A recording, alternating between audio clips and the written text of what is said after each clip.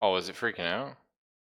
I watched back through the VOD, Oh. probably be there on your end as well, and on the left-hand side, just like the very left-hand side of your Chrome window, there's just a shitload of pixels going nuts. That's hilarious. Sometimes that happens if I don't have a full screen window in the background, so I might have minimized it at some point. I don't know why. Should be good now. Yeah, Mm. that's funny though. Oh, I think I've dragged y'all over, eh? Cool. Yeah. So, let's begin. We start, as every good adventure, in the 5th room. Not the first, not the second, but the But we didn't 5th. start in the tavern. Because it confuses the party. Puts them at ease. So the room here is damp. You've just come down the stairs after brute forcing your way through a series of puzzles.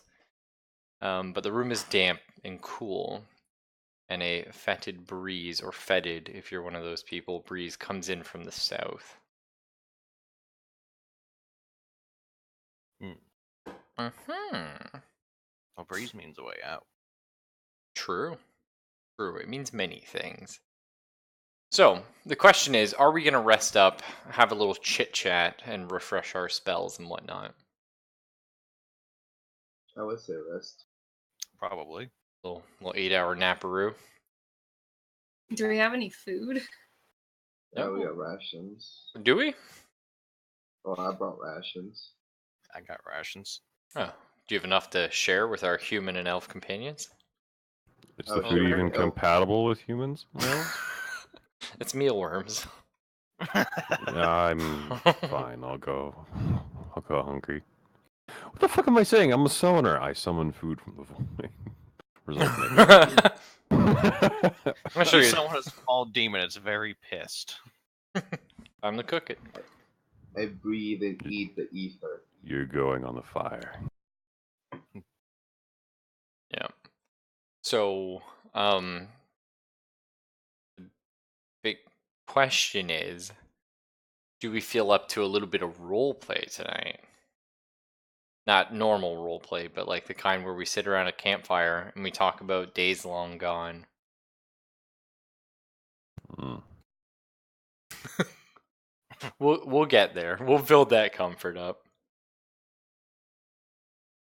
Maybe after this adventure. My original plan had been to spend the last 4 hours coming up with a grand backstory for my character, a name for my Eidolon, and a backstory for it too, and also finding it a good image. No, I spent the last 4 hours asleep, so yeah. That's why it's kind of like, do you want to roleplay? You're a blank slate. I can do whatever I want. Exactly. Well, I'm I don't know what I want. also fine with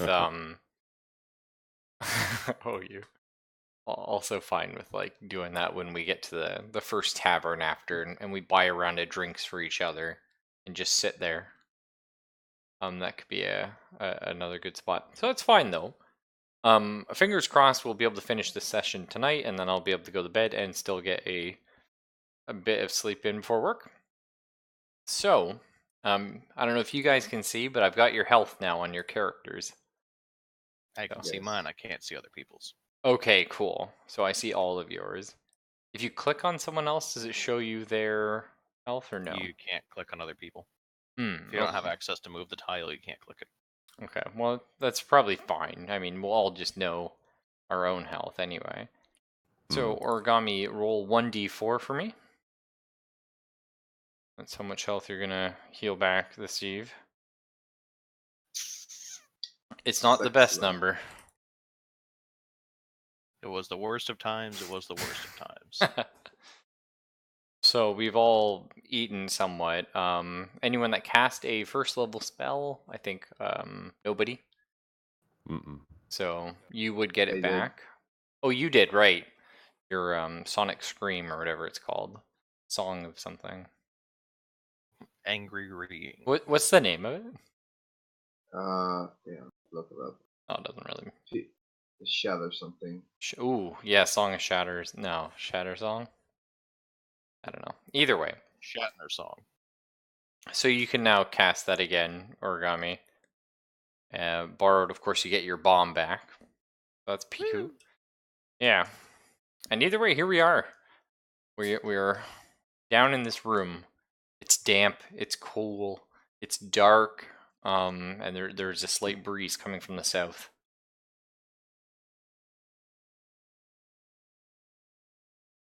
Script Dick wants to make sure all the doors are actually openable. They're not locked. No, none of them are locked. They're all just normal doors.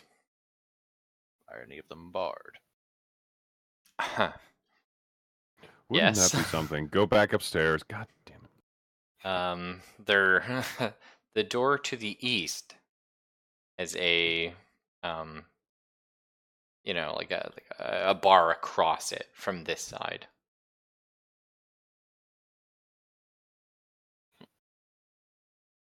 Foco, look under the door.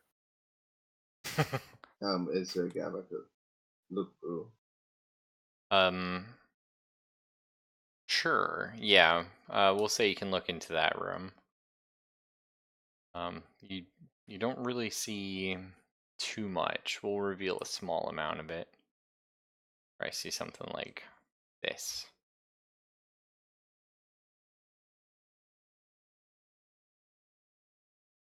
I see very little. Hmm. Looks like hall.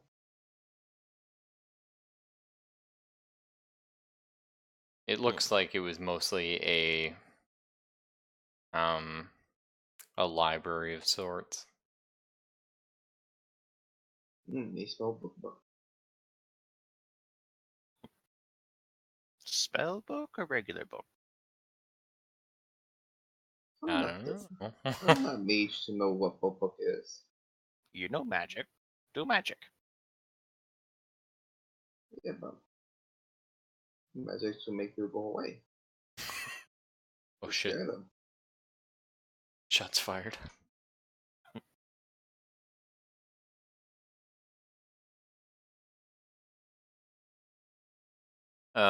You'd also be able to peek through the west door, but there's not an opening under the south. I picked to the west story too. And it is a corridor of sorts. This one hallway. Shit, I ran out of water.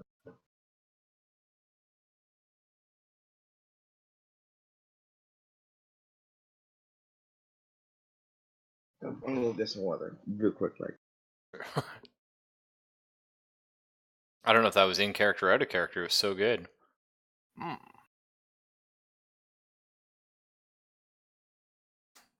Well, who's going to take charge and who's going to point us in a direction? Well, You Script said- Dick wants to visit the library. Okay. Go ahead and open that door, Mr. Scrivedick. What was Fox going to say, though? Oh, I was just gonna say, you said all the doors were unlocked? Yeah, they're all unlocked.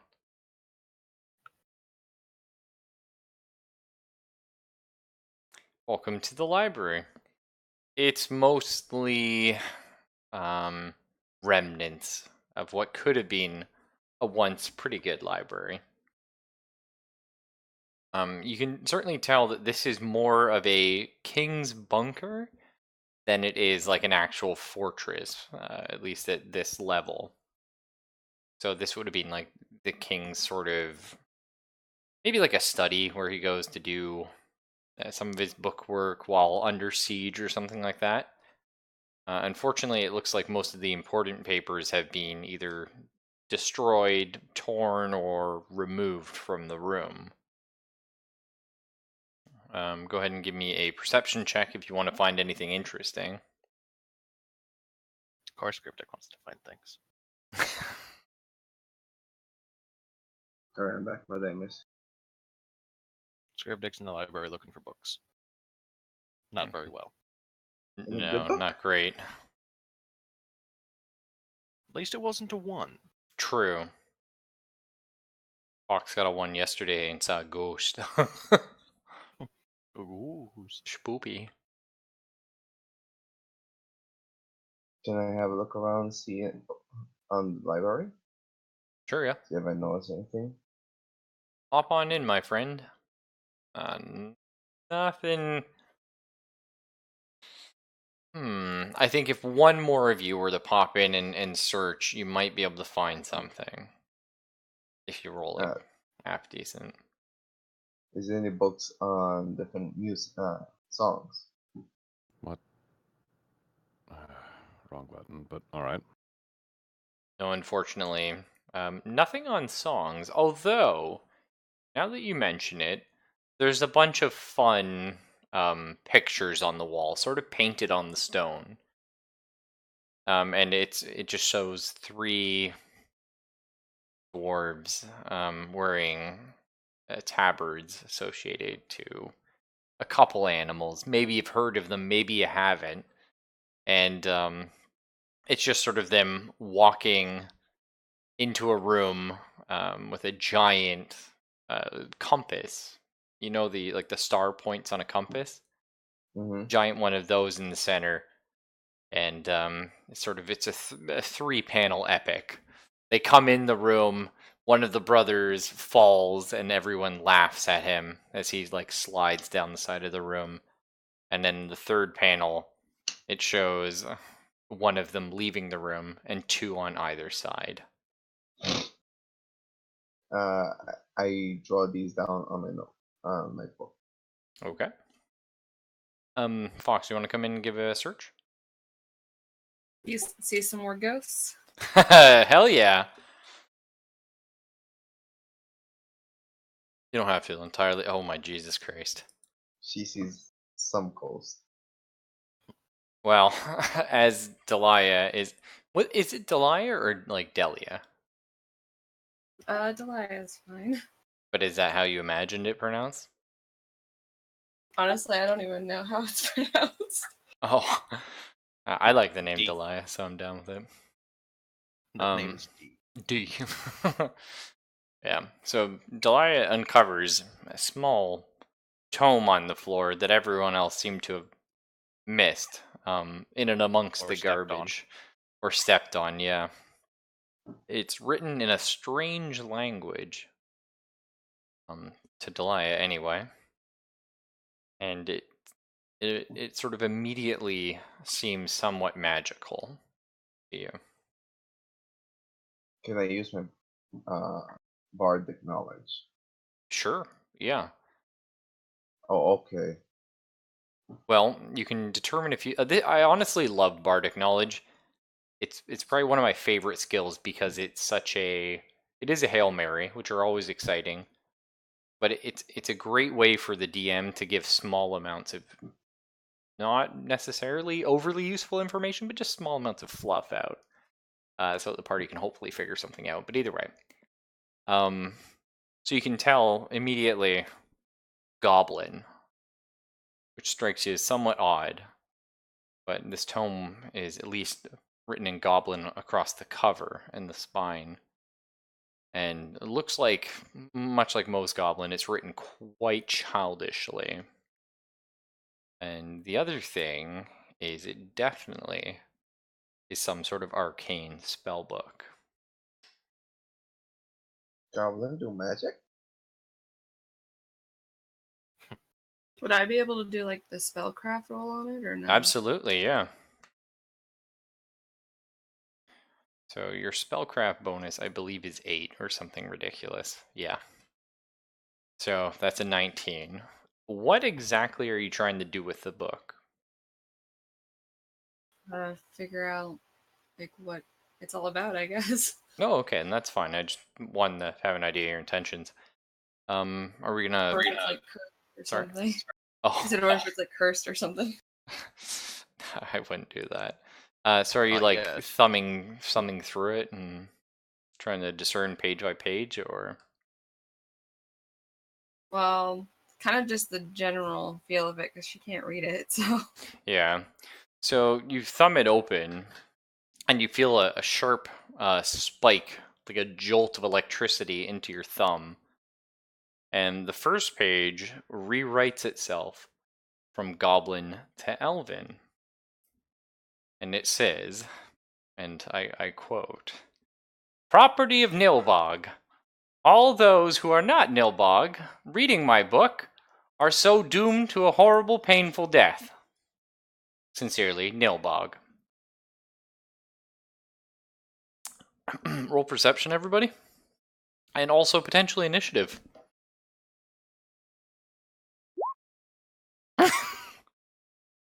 The fuck with these rolls?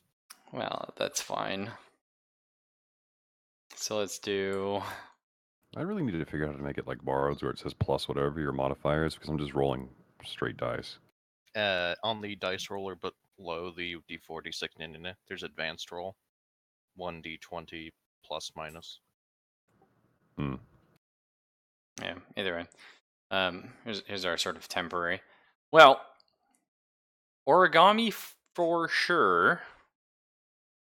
Looks like I just... think Oh no, that was your bardic knowledge. that's like a 9. Yeah. Sorry. Wow, we can change that. Either way.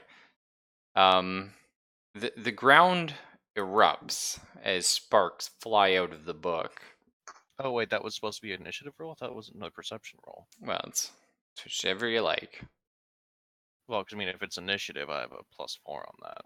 If Okay. it's perception, I have a +8. Well, it's perception first to see it, but yeah, let's get your initiative then.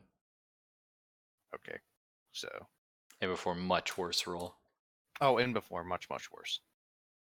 Well, slightly better. So it'd actually be a 21 for perception So then. origami's is 11 then. Wait, no, it's already 13, strike that derp. My perception would be Your initiative, sorry. oh, Either way. But yeah, you're now completely fucking surrounded.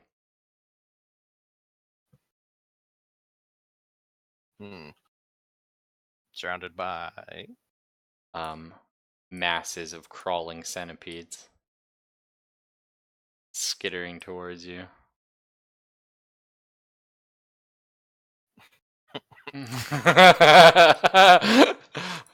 Borrowed's got these horrible sounds in his head. Alright, there you go. I think you stacked 2 of them on top of each other. Yeah, I'm not too worried about it. There you go. Thanks. Well, so I'm just gonna group them in 5s. How many? 5? Yeah. I'll just group them in 5s for initiative.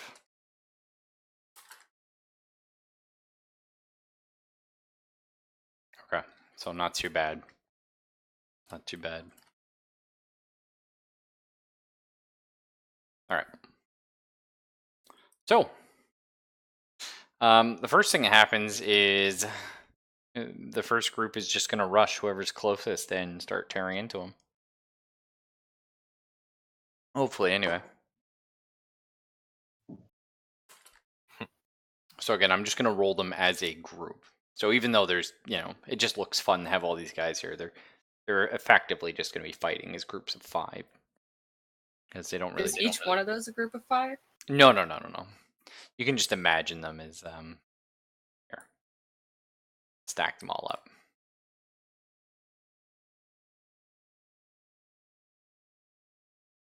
There. yeah, it's all next to Oh, that's weird. Just kind of happened that way, dude. Seriously. They sense that you're weak and low health. All right, so They the, smell cooked flesh. the first group is going to attack Foxy. And that is a hit. And they don't manage to damage you. Your boots stop most of their pincers. They nibble at you aggressively. Yeah. Lobster. I am wearing perfume. Does that affect them in any way? No. That is funny, though. All right, next group missed, and it's Bard's turn. Yeah, boy. Bard's about to nuke everybody in the room. Well, Voko would die. Scriptic would be okay. Scriptic can't leave the room. No.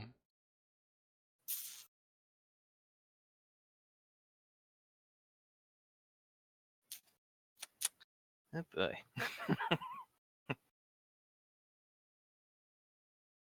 Well, if Scribdick can't leave the room, Scribdick's thinking about quaffing the mutagen. Okay. That's well and brewed by now. Takes So, one act to make me slept for 8, okay, so you're about to go into Hulk mode. essentially. All right, do it up. So that just gives you a +2 to your strength, right? Plus 4 to strength, plus 2 to armor. Oh, okay. And was that it, or was there one thing more? Let's see. Yeah, so last for 10 minutes, plus 4 to strength, plus 2 to armor, minus 2 to, in this case, strength would be minus 2 to intelligence.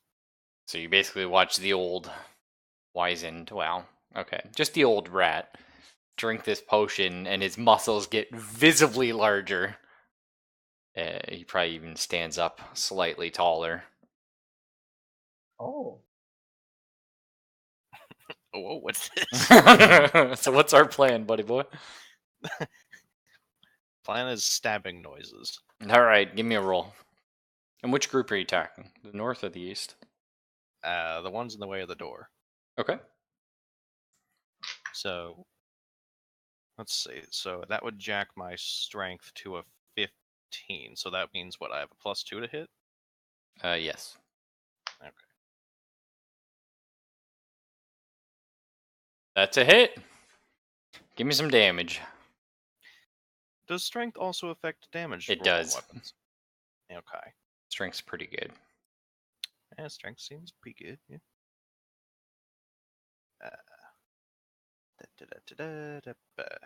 Right.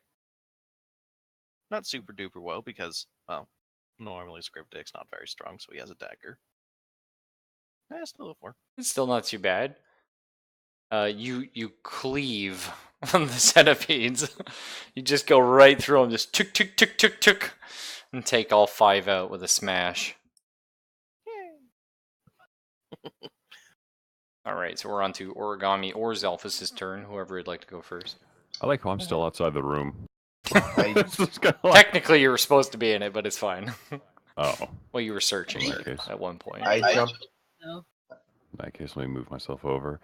Go ahead and go first. I'll go last in the combat order. I was gonna say I jump on Scribdick Okay, you've Fuck. mounted him. I love it. because Scribdick we is have uncomfortable. swarming. Yeah. That too. Yeah. Wait, is it even Origami's turn yet? Yeah, it's my turn. Oh. Okay, well, you did your move action. What else are you doing? I know that's what I'm thinking of. You gonna shriek I think I'm again? using. No, I'm gonna say that later. It's bugs. DM, can I get the icon for an Eidolon? I don't care what it is this time, but Yeah. just so everyone knows I've got it. It's What all- is- what it's even all is I've that? got, dude. I don't have anything else remotely like. Oh, here. I'll have to, Yo, I'll have hold to up. find something. I got one of these. That's adorable, and I'll take it. Fiercely Google's demon cow. Not today. Not today. So what are you doing, Origami? I'm gonna make the giant mouse even scarier. I'm gonna cast Haunted Fray. I basically surround myself with disturbing illusions, basically making the Script giant mouse Right. script deck even more spooky. Okay. Okay. So Script can maybe go for like an intimidate roll or something. I made him look cuter. Whoa, that's an adorable, veiny, gross rat creature. Hmm. Lovely. Lovely. What do you got for us, Elphus? I'm going to step aside and let my Eidolon attack the ones nearest to me. Takes Well, never mind. I won't be that guy. Well, no, tell me then. Go on, I want to do this right. I was gonna say, like, did you summon him while you guys were camping up? No, last session we walked down the staircase together. Oh, right, He yeah. already had him out. Yeah. That's right, yeah, okay. So he's running into the middle of them? Not into the middle. He's attacking the nearest group. I'm not going to have him run into the middle of that. That's ridiculous. So he's Oh, attacking- that's ridiculous. He's, So how- what? He's attacking these guys? Then Those So, are the Yes. closest to you, technically. so is he running? That's- I thought there were 3 groups, not 2. Oh, we already I killed killed one. Yeah. Oh. In that case, yes. Rat Let's Hulk. attack then. Where are you? Like here? Sure. All right. Give me an attack roll with him. Scrolling down to get the 14 right one. strength, So it's plus 2. Let's do the hip. 1d8. Well, you have to have him hit first. Ah. So d20 plus 2. 14 or higher. Hey, nice. So The Eidolon's going to fucking annihilate them, just saying. yeah, it does a lot of damage. Maybe. So 1d8. Alright, so it's 1d8 plus plus 3. bleed. 1d8 plus bleed. 3 plus 1d6. Yeah.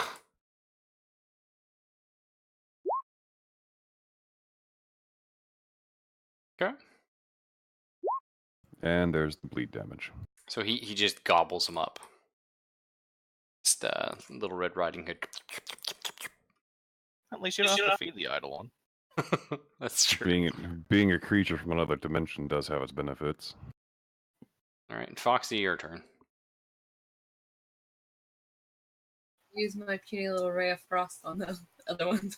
Sounds good, yeah. Hey, your puny ray of frost saved 3 people yesterday, or sorry, 2 people yesterday. I think it deserves a little bit of a commendation for that.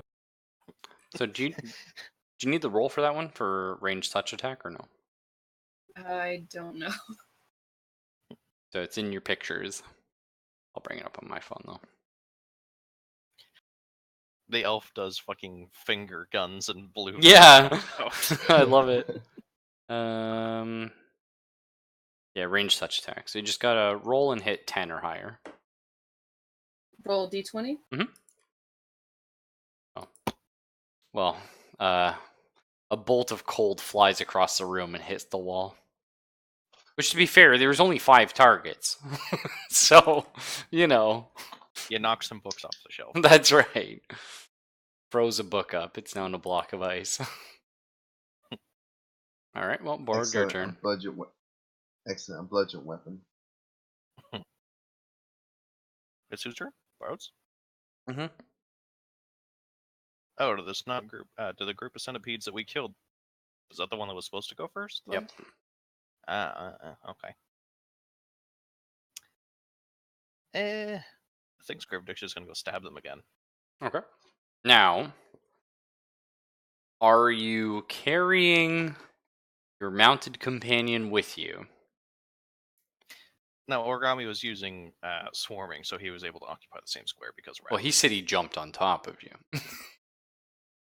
I guess that's up to him. Then I'm not wearing a harness though, so he'd kind of fall back off. Alright, go rush him. He could probably make like a climb check or something to hold on my backpack. Nah, Or you can make a strength check to hold him in place. It's your call. Nah, I'm good. I'm just using swarming. Just gonna. There you go. That's good. Yeah, I was just popping you out. Yeah. Do it up. Alright, so I need a 20 plus 2 for stabbing noises. And a 4 plus 2 for more stabbing noises. I like it. Alright, well, yeah, you cleave through that group again. Nicely done. 1 combat down. How many remain? I wonder. Either way. Behold, Rat Hulk. It's happening slowly. It's happening. Or I guess Rat Ogre. There we go. Wow. What you meant? Shit, what does Barton call Rat Ogres? Ratockery, I think, is what it is. Oh, cool. Ratockery? Well, the lag closes the book. Good call.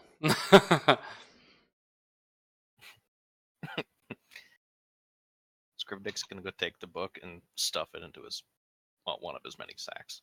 Okay. Secret it away. I'm sure you're like, it's not Kurt. No. Yeah, a little bit. Like, see, it's only a problem when you open it, apparently. That's so- right. Open it slowly. Gonna sell it to some poor sap and make his life hell. Oh, you should too. Sell it to the fucking dwarven librarian in the part of town that's been reclaimed. Here you go, have centipedes. Put it on Kijiji. Used college books.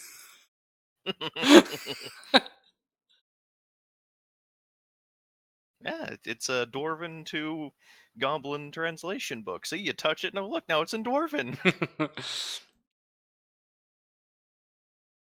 Can I inspect the centipedes responsibly at all? No, they don't. That's a good thought. I like it. Is there anything really left of the centipedes? Not much.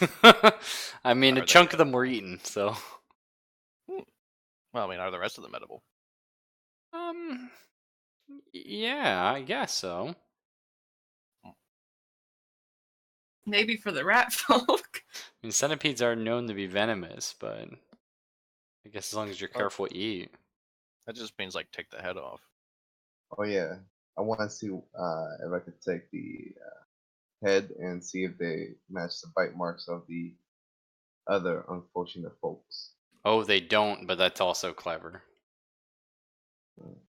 So now, centipede. So these are giant centipedes. No, they're not. They're not? They're just centipedes.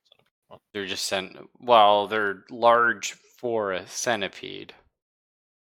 like So- a foot long? 2 foot?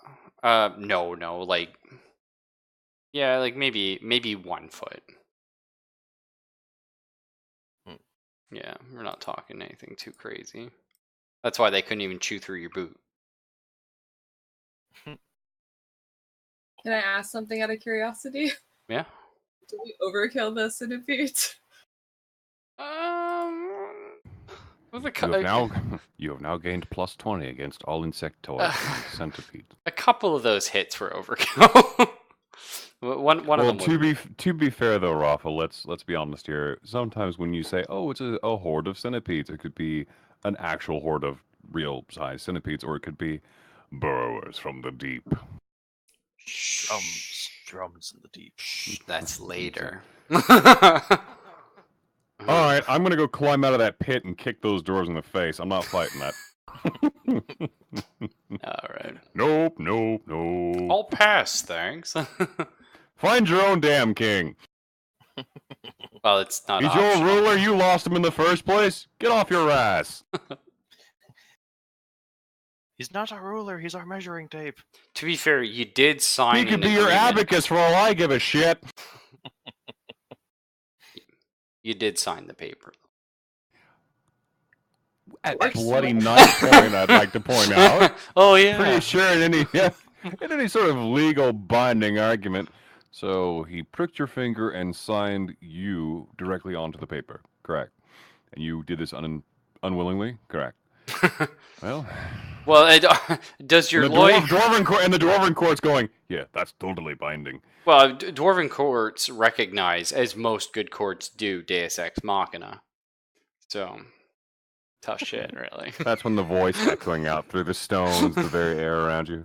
Stop trying to metagame my shit and get back to your dungeon.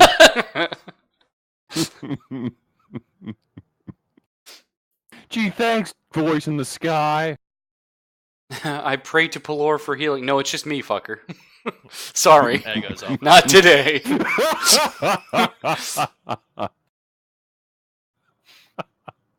Thank you, Borrowed. Oh yeah, Barry, check the arms. Abacus, I love that one. Yeah, rip in peace, Don Vito. He's been dead for a few years. Oh man. Alright, so where to, boys? Anything else of note in this room? Well, Can we search back through it? I feel like there's Especially nothing 'cause else though. Fox knocked more shit off the shelf. There's your book and your wall painting. Did the centipedes just like spawn out of thin air? Well, the book. They came out of the book.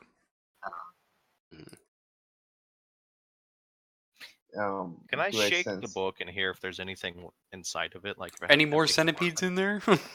Pretty much, yeah. Just like shaking it and listening for.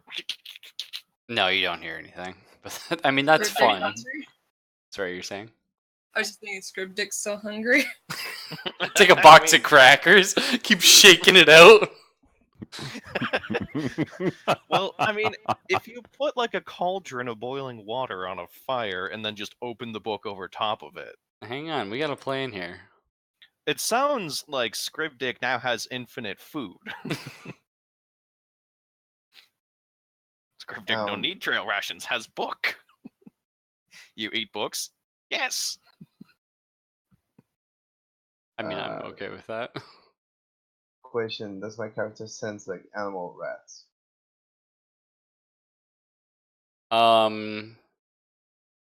Yes, you do actually.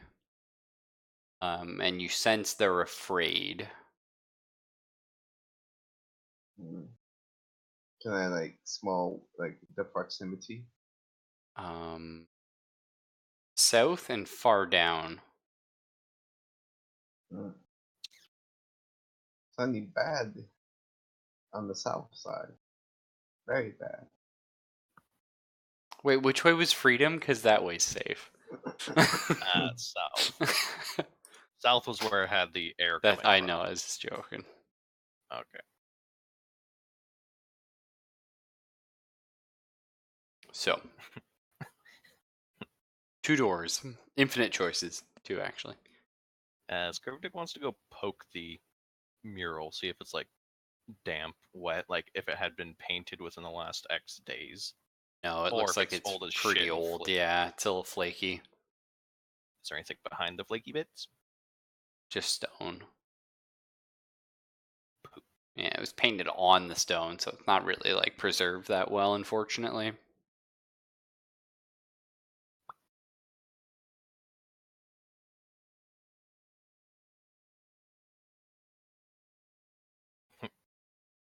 Nice elf. Is the walls cold? Elf like touch walls. She's an expert wall toucher. Is it called? I've heard of tree huggers, not wall huggers, but continue. The wall is like cool for sure. The south wall or the east wall? Which one is she The touching? south. Okay. But the other wall's not cold? The west wall is warmer than the south.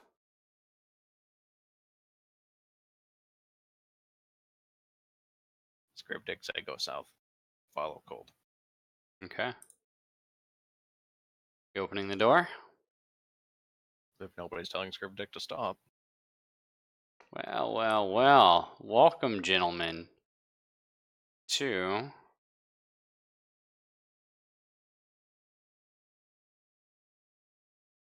there we go. A little bit of this revealed up. And, perfect.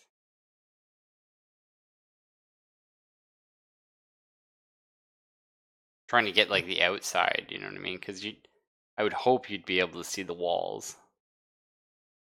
So, yeah. Beautiful.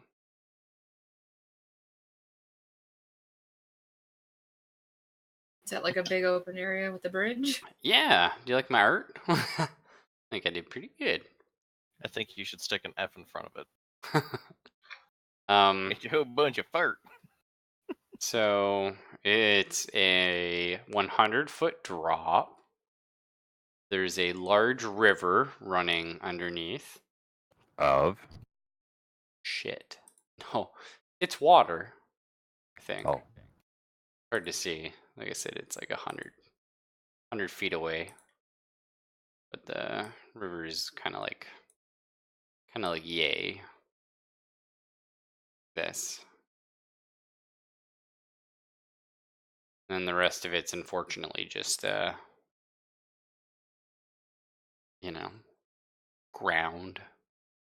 Give me some perception checks. I was just about to ask that. Very nice. I mean, that might be one. Woof! Woof! Fox. Nice Okay. roll. Wow. Screwed. What does Your elf I see. elf see? Well, Scribdick, you see a bunch of figures down below with some campfires roasting some sort of food on them.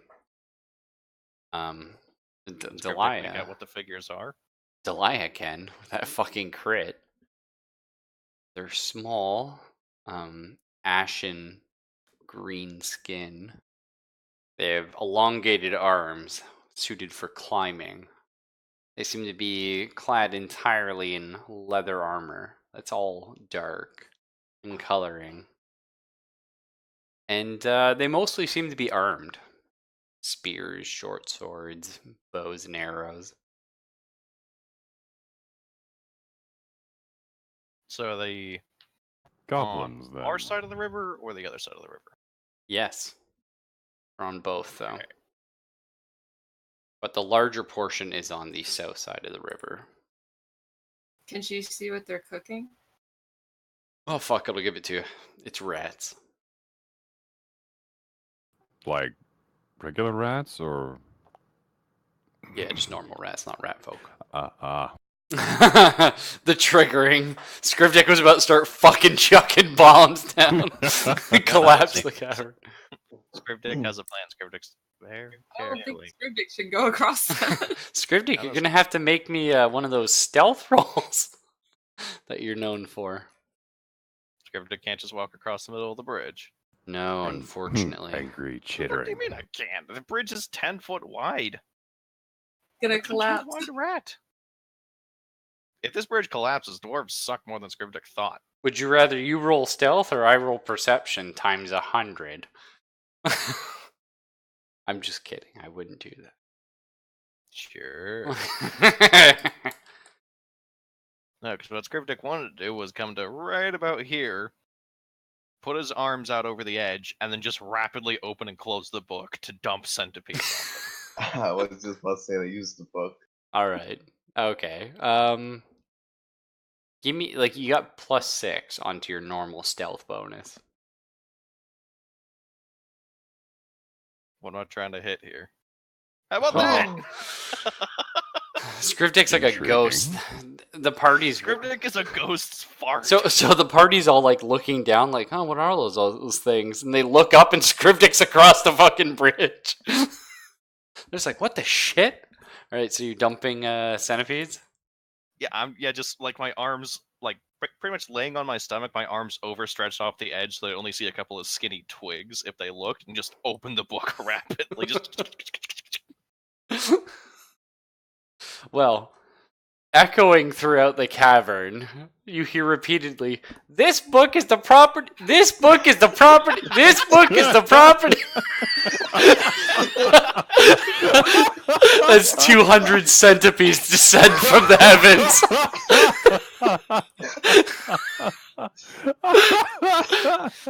Nobody needs to roll to hear goblins screeching.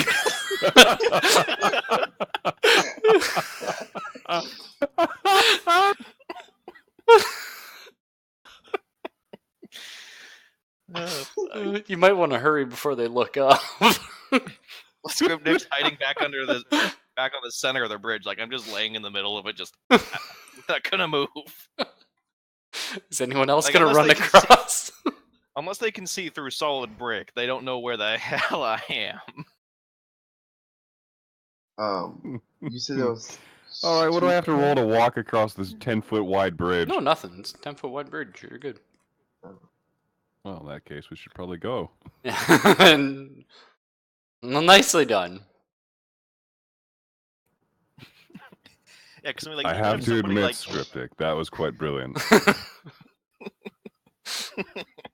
Scriptic like magic book. All right. So you've come up to a very large door. Mm-hmm. Is the door barred? No, the door's ajar, actually. I thought it was a door. No, it's shaped like a jar. Hmm.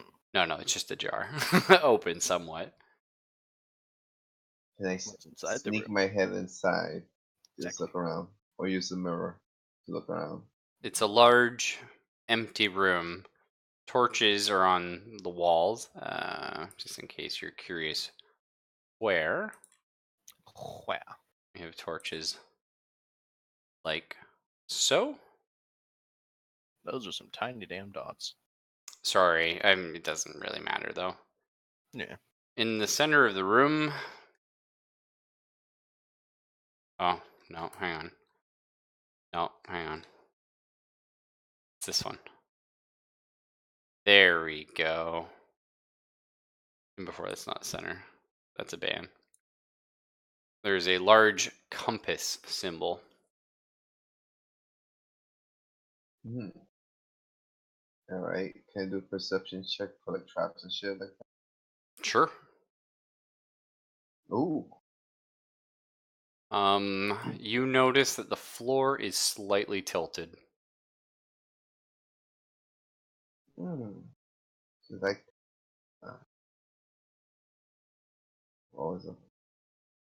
Just like the images. Hmm. Cryptic wants to know what you're looking at. I basically just show you the drawings I draw. Well, I mean, because your head is in the room and the door's not like open yet. Oh, room is a steep angle. Can I go? Is drain in corner? I walk in. Do I see any drains? You do not. Alright, I make my way to the compass thing and name my book in the direction where the compass is pointing. You hear a click.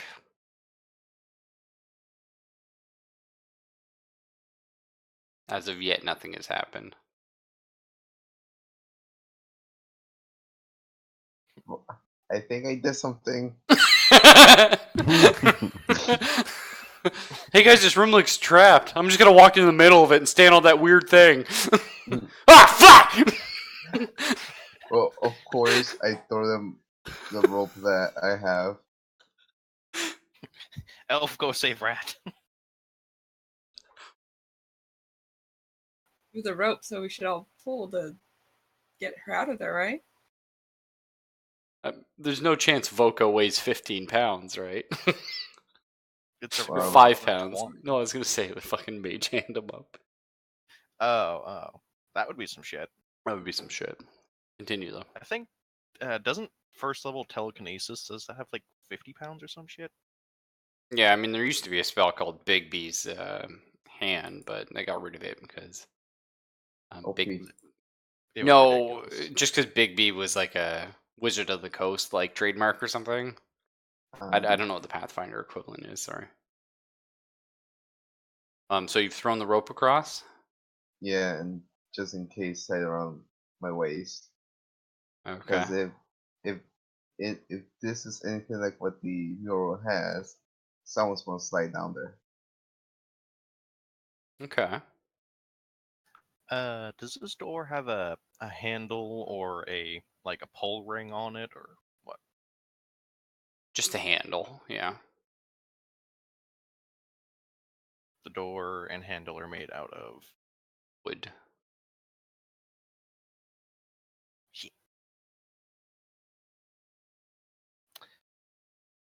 I mean, you could drive a stake on the ground somewhere. Is there a gap between the back of the door, its hinges, and the frame? A small one. Okay. Depends on what you're trying to put the rope through it. Trying to kind of use the door Like as the weight as an anchor. more use the door as a pulley. Oh, Like, okay. So take the rope, put it around the door once. I then see what the you're rope saying. Lined up and be friction. If only we had like someone strong. Eidolon. True. We could tie it around the cow. Wrap it around the door and then just like hold it to the Eidolon's mouth. Eat. Oh yeah, there's that. You know it can grab, right? What? Okay, grab. I thought it had hooves or something. No. Claws. Oh shit. Okay, yeah. Maybe I should just tie it around the Eidolon. The thing's kind of fat. Actually, Yep. there's a thought too. there's no way in hell the Eidolon's gonna fit in between the crack and the door. Like, Yeah. It's up to you guys. What do you think? Script Well- Dick starts reaching around the Eidolon and start tying it. Looks over at Talon, just Why do we see goddamn, what's your character's name again? Rivdick. Why do we see him just give fucking Zelfus a thumb up? Script Dick's not being told no. Starts tying the knot. What is he doing exactly? So since I wrapped the rope around the door, I'm now tying it to the Eidolon. So yeah, so there's pretty much a dead weight. Like the Eidolon can't be pulled through the door's crack. Like if he fucks up, he can't get Yeah. pulled through. Is the idea. Mm-hmm. All right, so we're gonna start You'd be pulling. trying to squeeze like a 3-foot wide creature through a 1-inch wide gap. Wait, I want to see. Plus, if it looks like it's going to be killed or something, I can just dispel it. I want to see the puzzle first. So I have to, basically, I'm aligning the compass that I draw in my book with the compass in the middle of the circle, middle of the room. Okay.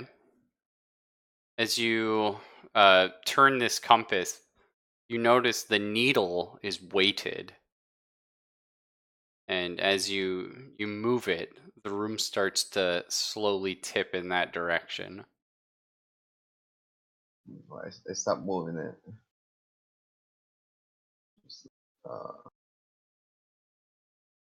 Is there any other like sigils or um, illustrations around the room? No. Is there like claw marks on like the walls or something like that? No. I will say there's writing over the two adjacent doors, but it's in Dwarven. I don't know if Voco knows Dwarven. I could do a bardic knowledge roll on it. Okay. Or just help Script Dick to read it. I'll say you recognize the word for museum. Or like gallery. Something like that. That's over this Would door a here. linguistics roll be appropriate this time or no? Yeah, but it's like you'd have to kind of go in the room to read it. Because Voco can't really read it out to you. You know what I mean? Because they don't know what the letters are. Hey, Voco, you're able to write things down, right? Yes, Could you take an etching? Just walk it back to us? I You- think so. I'll draw best ability. Okay, so are you just drawing it, or are you walking over to it? Draw it and then make a paper airplane and send it over. That's some advanced bullshit. Do they I'll know use what my paper? mage hand on it. Okay, I'm fine with that. I'm I don't just think going a to draw parchment it. airplane would fly worth shit. I don't- Parchment's kind of rough. I know we haven't invented these yet, but check this shit out. Oh. No, I'm Oh, fine So with like that's how aerodynamics. No, you can definitely mage hand the paper back to you.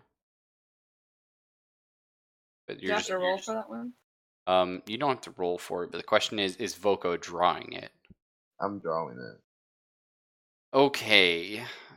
Intelligence roll, I think. I would say craft art or something, but alright, excellent. Oh boy. You get a paper I- back that looks like someone sneezed charcoal across it. This is not helping. Voco is not hard. Okay, put paper, take charcoal, go side, side, not circle, side, side. All right, but be ready in case I go somewhere. So- Sure, Script Dick, ready? All Looks right, over so at the Eidolon. So you're heading over to it? yes, cautiously. Alright, which way? Left or right? Where's the writing? There's This side and this side. They both have it over the door. Which way is the thing tilting? Like, is it going That's up to this you, way because or this way? you determine where that's facing. Oh, really? Yeah, because you spin You're it. the one that was dicking with the needle. So which way are you spinning it? Did you go ahead and Uh, make it match what your drawing has? Yeah, I was trying to, but then it started moving. I was like, better not fuck around with it. And then when I noticed I'm gonna try and match with the drawing, see if that worked. Okay. So I moved the compass thing. So when you match the drawing, you're facing it south. So in the original picture, So it's tilting this way. yeah, in the original picture, there was a dwarf here, here, here, and the needle pointed south.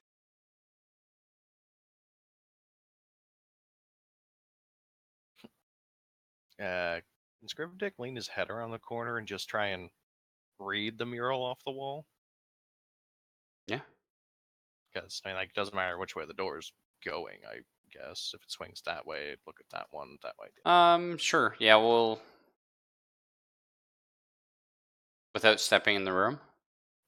Yeah, like just kind of look through the threshold over at whatever wall Voco is staring at, trying to make a drawing horribly.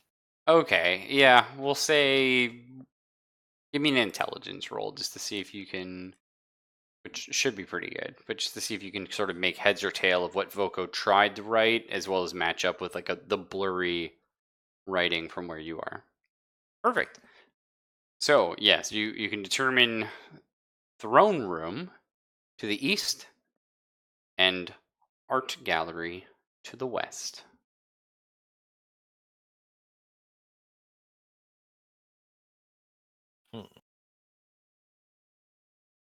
Is there any writing or anything on the plinth the compass is sitting on, or nah? No.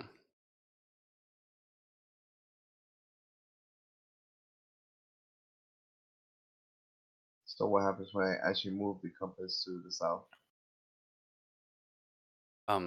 The floor slightly tilts down towards the south.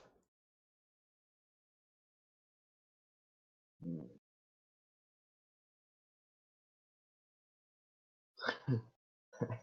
My brain says, time to make a roll coaster. Just fucking spin the fucking compass around. Oh god. Constitution checks. Oh boy. Like, actually? No. If he spun it around though. Sigh of relief. Anytime the DM says Constitution check, everyone just kind of has to brace. Yeah. Is there anything to be seen on like the outside of the building or anything like that? It's all just stone wall.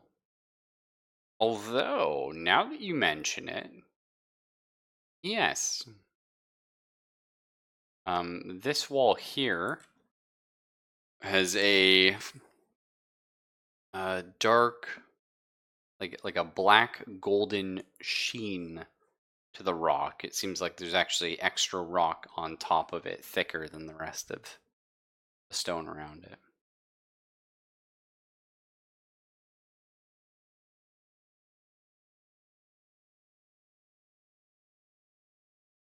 I guess it's just extra protection for the throne room, since that's where the king probably is. On a regular basis, anyway. Oh yeah. Can is there gaps underneath the doorway so I could check?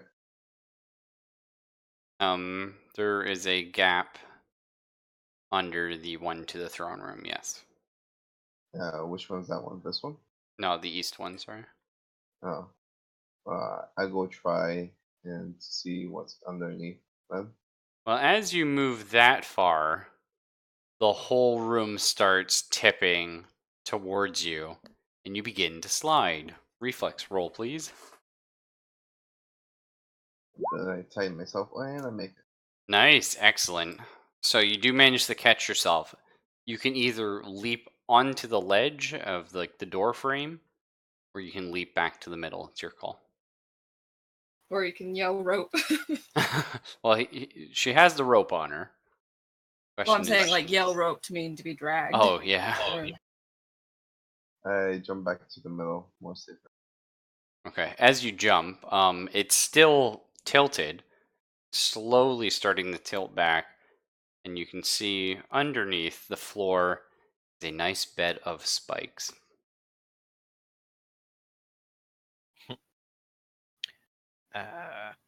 Scriptic say point compass way you're not walking, so you walk on tall part.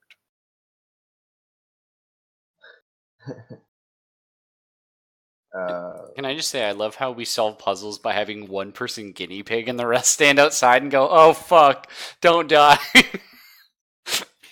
Well, we don't have a second rope. It's pretty good. My character's like, my character say mentally, fuck this shit. Fuck this So shit, I'm out. I reset the compass to where it was, Okay. and I gently push, like tiptoe to make sure if it's not moving again. And I'm making my way out. I'm So- leaving the book there So which way are you pushing the compass? to where it was originally. Okay, it was originally facing up. Yep. Okay. And you're headed up? I'm heading. Yep. Well, Heading this way. as you head that way, it really starts dropping. So another reflex save.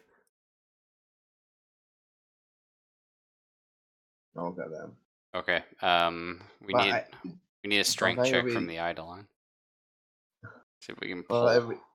Well, I already knew that was going to happen, so I would have been He's already good. cautious. That's true. You're right. It's just because since you have the compass weighing it down as well as you're walking that direction, it dropped really Mm. fast. Unfortunately. But yeah, no, you did get pulled up. You're good. You're safe. You're with the rest of the group, wherever you feel comfortable. Oh, Or- book is there. Book is on table. The book is on the table. My book on table. Mage hands for you. Nah, it's good. If one of you wants to solve it, I saw my life flash before eyes. Not again. Scriptic has an idea. Okay. Hmm. Okay. Scriptic has backpack. Scriptic backpack, really heavy. Scriptic, not so heavy. Scriptic put backpack on one side and go to other. I'm down. Like in all actuality, Scriptic weighs 70 pounds. Just the weight of my backpack and the sack full of black powder is 69 pounds. No, I like that. You're gonna hop Scriptic kind into of the room? gestures at Voco for the rope. Just does the grabby hand. Yes, I give it to him. So you just got to make an acrobatics here to get to the center. Or are you going to attempt to throw your pack across the room and then jump on? Because the second you touch right here, it's going to tip real hard because the compass is against you and you weigh a fuckload. Like with your gear. Probably try and throw the backpack. Okay. So There's not really much that's damageable, and they're like, oh no, I might crush some of my rations up. you're going to try and throw the backpack to the far side over here? Yeah, pretty much. Cool. Is anyone going to help you do that? Look around my expectantly at the group. My character really doesn't have much in the way of stats for this kind of role. What would it Oh. be required? You'd give him a +2 if you help him throw. It would Is be it a- strength. Oh, actually, I do have something I can help you with. Okay. It's a cantrip. It'll give us. It's not much, but it's still a +1 to this effort. Oh, cool. Yeah, is Scribdick still the Rat Hulk? Has it been 10 minutes yet? Oh, hell yeah. It's been 10 minutes. Sorry. Okay. Sorry, the spell is called Guidance. +1 on any attack, saving, or skill check. Oh, nice. Yeah, perfect. Okay, so that would put my strength at 12, which is +1. And I would help you, so that's an additional 2. So that's Oh, 14. So it's actually +1 instead of. I mean, it's effectively the same thing, though. But yeah. yeah, so that's me because I have 11. He's giving me a +1, so that's same thing as having 12. Yeah, and then him Yeah. helping me is 14. It's pretty good. Well. Good luck. Scribdick looks at the rest of the party, kind of gesturing at the room, like, "You gonna help here?" I mean, technically, Voko's a little stronger, but technically. So is Zelphus giving me a +2 on my strength or a +2 as a +2 modifier? as the modifier. Okay, So so we're talking about +3 overall. +3 overall, yeah. Okay. Good luck. Scribdick kind of takes his backpack off, looks at it. It's back of the room, back at the room. Hefts it over his head and just. Money, money, money, money. Eh. Well, your backpack lands here. Starts tilting the floor and sliding towards the wall. Scribdick jumps onto the. Scriptic's like, I'm gonna die before that pack falls down. All right. Scribdick's pack. So now you watch the floor sort of teeter because you basically weigh the exact same. It leans slightly towards you, but it's teetering, and you start hearing a weird, like you almost get like a sinking feeling, Oh no. or a slight grinding.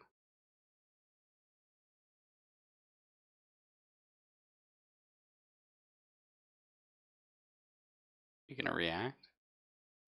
Or are we just gonna Is wait there and any see? idea where? Is there any idea where the grinding's The located? grinding sounds like it's coming from the center and below you. Lobster, can my character basically put a foot where the ledge is, and if Skip Dick is gonna grab his book bag, it's gonna basically tilt the other way. hmm So wouldn't my foot basically stop it tilting? You would. So if Scribdick went towards his book bag, you would need to stand your whole body on it, and then someone else, even I think, because you weigh like nothing. You weigh 58 pounds. Alright, I tell Scribbler to try grab his book bag, make it away as I'm walking here. So I think Pat, when he passes the midpoint, is one will step on. Okay. Then it would be tilting towards Scribdick now if he was to head over here. So you would need like Delia to hop on with you. Really, is he that heavy? Scribdick and his pack, yeah. They're Sorry, well I'll over be right twice your back. weight. Alright. Yeah. So Delilah, do you want like help? Yeah, Sure. sorry for holding shit up. I'm looking up emergency services on Google. Neighbor got hauled away in an ambulance. Shit. Yeah. Do you know what happened? Was it the neighbor across the No, street? the lady right next door. Oh, well, she's not very old. I thought you meant her because she's. No, not her. That lady. Oh, fuck. Eddie said they turned their lights off. Oh. Great. Well. Oh shit. Okay, well, can Scribdick retrieve his pack and, like, go to the middle of the room? Yeah. Okay.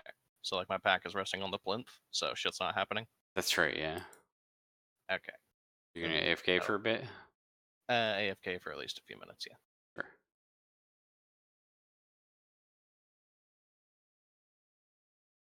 Sure. So is the thing going up or down?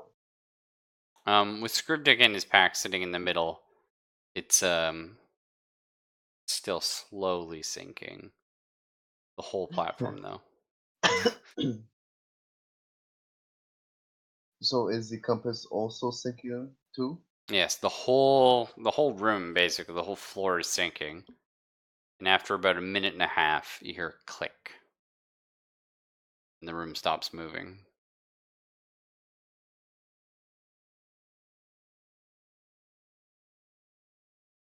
So is it all level out now, or? Yeah.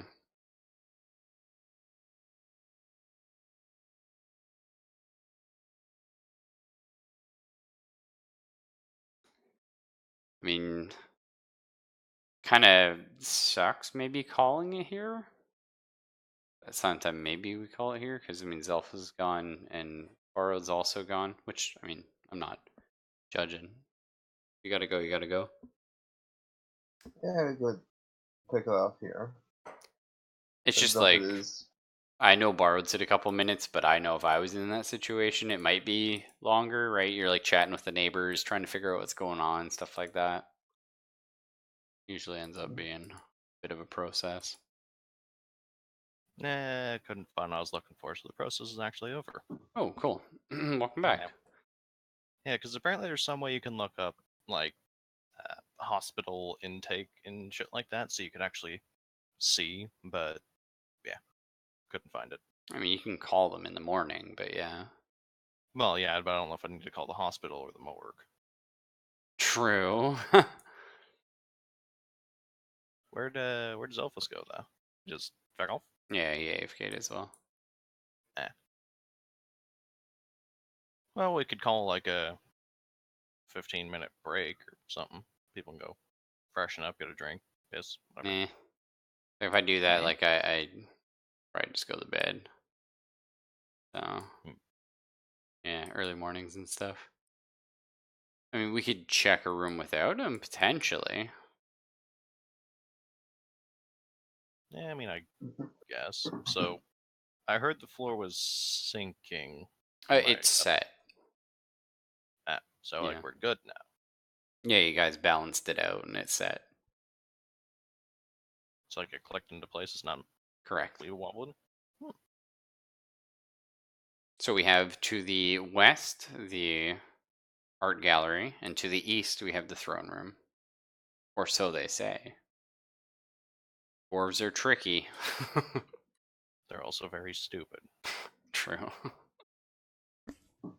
So if somebody steps on it now, will it start tipping?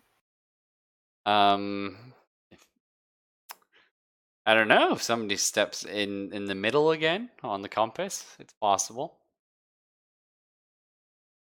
What I mean, like just the floor itself. No. Scribdick gestures at Voko to go check underneath the door again. Oh, true. Yeah. So you can check under the throne room door if you like. Your call. Yeah, I'm just going to dump my equipment to make myself even more lighter. Okay. Now I'm going to try to get there, and cautiously, again, if it moves, I'm going to jump back into the platform. Okay. So nothing moves. You're completely fine. So I make my way see. to the center. Right about this.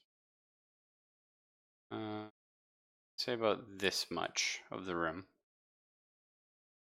And what you do see is in the center of the room a large, imposing figure. Does it smell sweet? No, it doesn't. Does it smell like death? No. Is there any sort of emanation? Smells like earth. Can I call upon the rat since the threat of the goblins or what have you that was eating them is no longer there? Sure, yeah.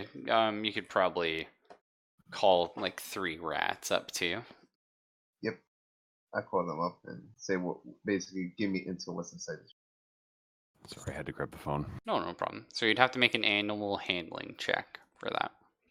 Yep. Which I know you do have bonuses for. Nice. Got it. It does look good bug. And aside from the racial bonus, So these little little rats go squeep, squeep, squeep, run under, come back in, and they tell you there is a. I know it's a bit of a oxymoron, but there's a giant dwarf in the room. Things have clearly progressed. We're only all we've done is looked under the door to the east. well, and balanced the room for the moment. That's true. Yeah, we did that. Good work on balancing it. Screwdick's in the center with his sack, and it's balanced the room, I think, right? Yeah. Holding it in place. Angry chittering.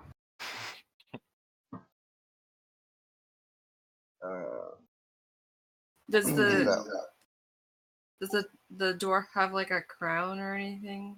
Make him So- look Oh like he's a yeah, sh- I could ask them The that. problem is you're talking to like actual rats.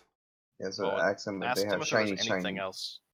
Okay, Well, there. or ask if there was anything else in the room, like another door or anything. Because that's the thing, they don't understand like crown, obviously, but sure. They'll tell you there's another door, and nothing in the room was shiny. Hmm.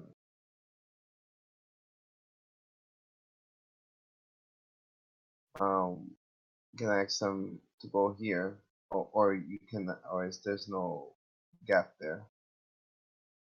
There's no gap on that one, sorry. I thank them for their help on this, and I give them a bit of rations. Is that door latched and locked and all that crap? No, it's not. It's just like too low to the ground. Could I push it? with a Sure. 10-foot pole? Yep. Won't the room start having an issue? Well, that's why you got a 10-foot pole, because then you can That's move. right, yeah. So you push the door slightly and roll perception.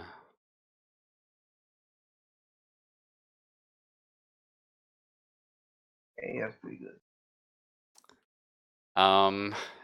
You hear shuffling.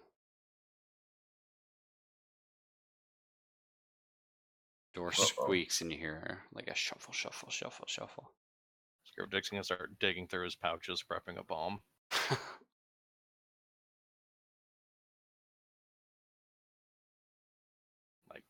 I guess I'm staring kind of expectantly at the door. All right. just- A pause happens and you hear sniffing.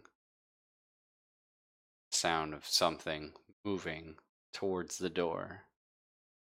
Lumbering footsteps.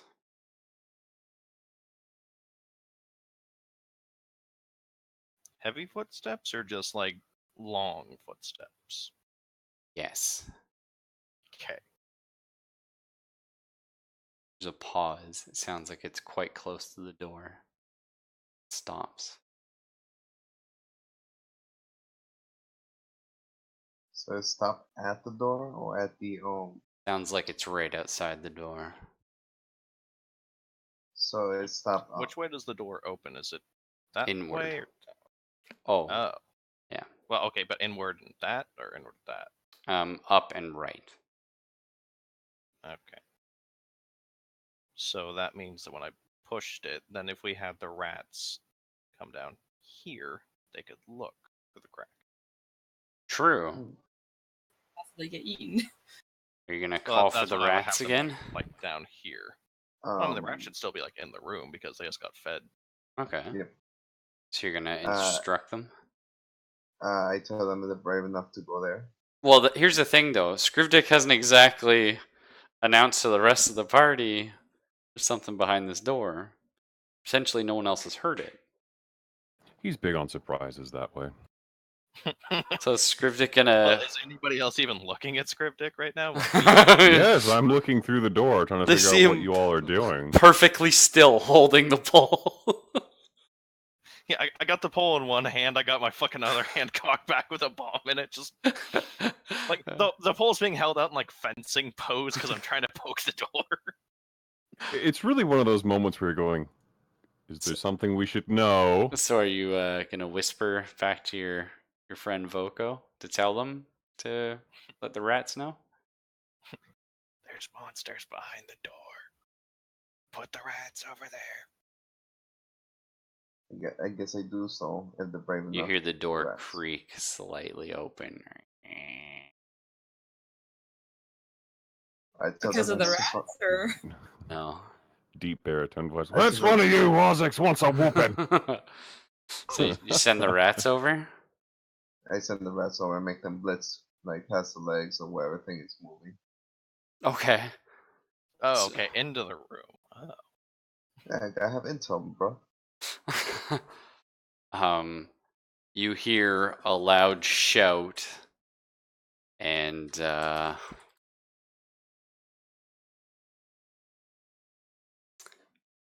the rats. You hear their screams as a loud squish happens. Oh, Scrivdick's gonna kind of gesture over at Talon and make like the crossbow reloading motion, like just wind the fucking thing. That's pretty universal. I think even my character would be able to get that. Right about now, the scream vocalizes again as something bursts through the door, flinging it off its hinges, and jumps into the room. Okay. Is the damn thing tilted? Hi. And yes, Voco just got fucking launched into the ceiling. But I'm at It's the like a- ledge. Oh, you're on the ledge? Yeah. Oh, I'm not okay, on the okay, thing. I'm okay. on the ledge. No, that's fine though. So this thing jumped, but no, I was just kidding though. The whole room is still set currently. So this thing is large. We're looking at about 8.5 foot tall. Its eyes are completely like gone. Basically, it's almost as if blind. it's just given up. It has no use for them. They're almost like overgrown. It is a gross, leathery, tall giant of a creature. Patchy hair, many sort of ragged teeth. And it's wielding a giant, looks like it used to be a pew from a church as a weapon. Is this blood bowl? I mean, not blood bowl. Darkest Bloodborne. Dungeon. Oh, okay, Bloodborne works as well. I was thinking of the father, whatever the hell his name was from Darkest Dungeon, the guy with his eyeballs in his hand. Oh, yeah, that guy's kind of cool. No, but, I mean, no, but, yeah. He's blind, though. Alright, initiative, everybody. While we're rolling initiative, Mhm. if I was to turn the compass, would the room start tilting again? Bet your ass.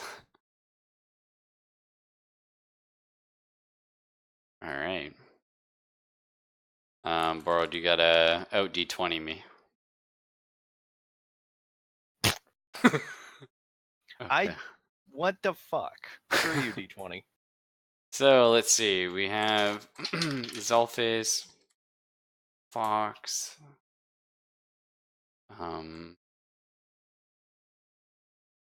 be sure.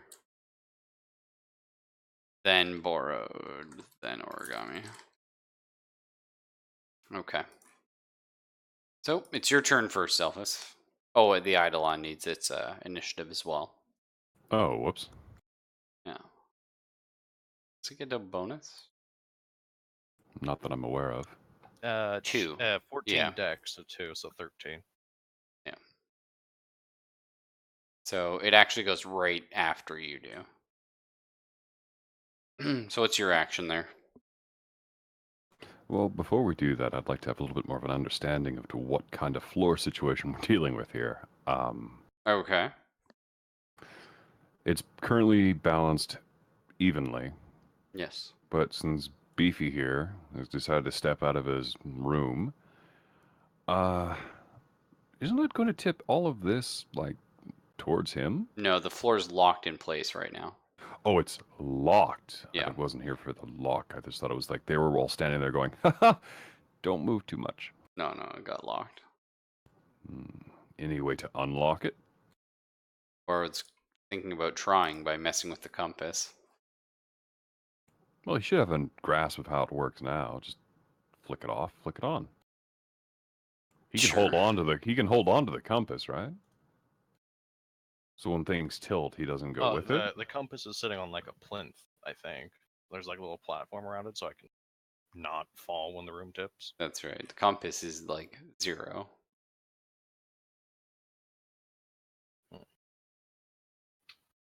Unfortunately, since Borrowed rolled like garbage on initiative, like standard, Yeah, then yeah. Well, I can buy you some time if you'd like. that might be good.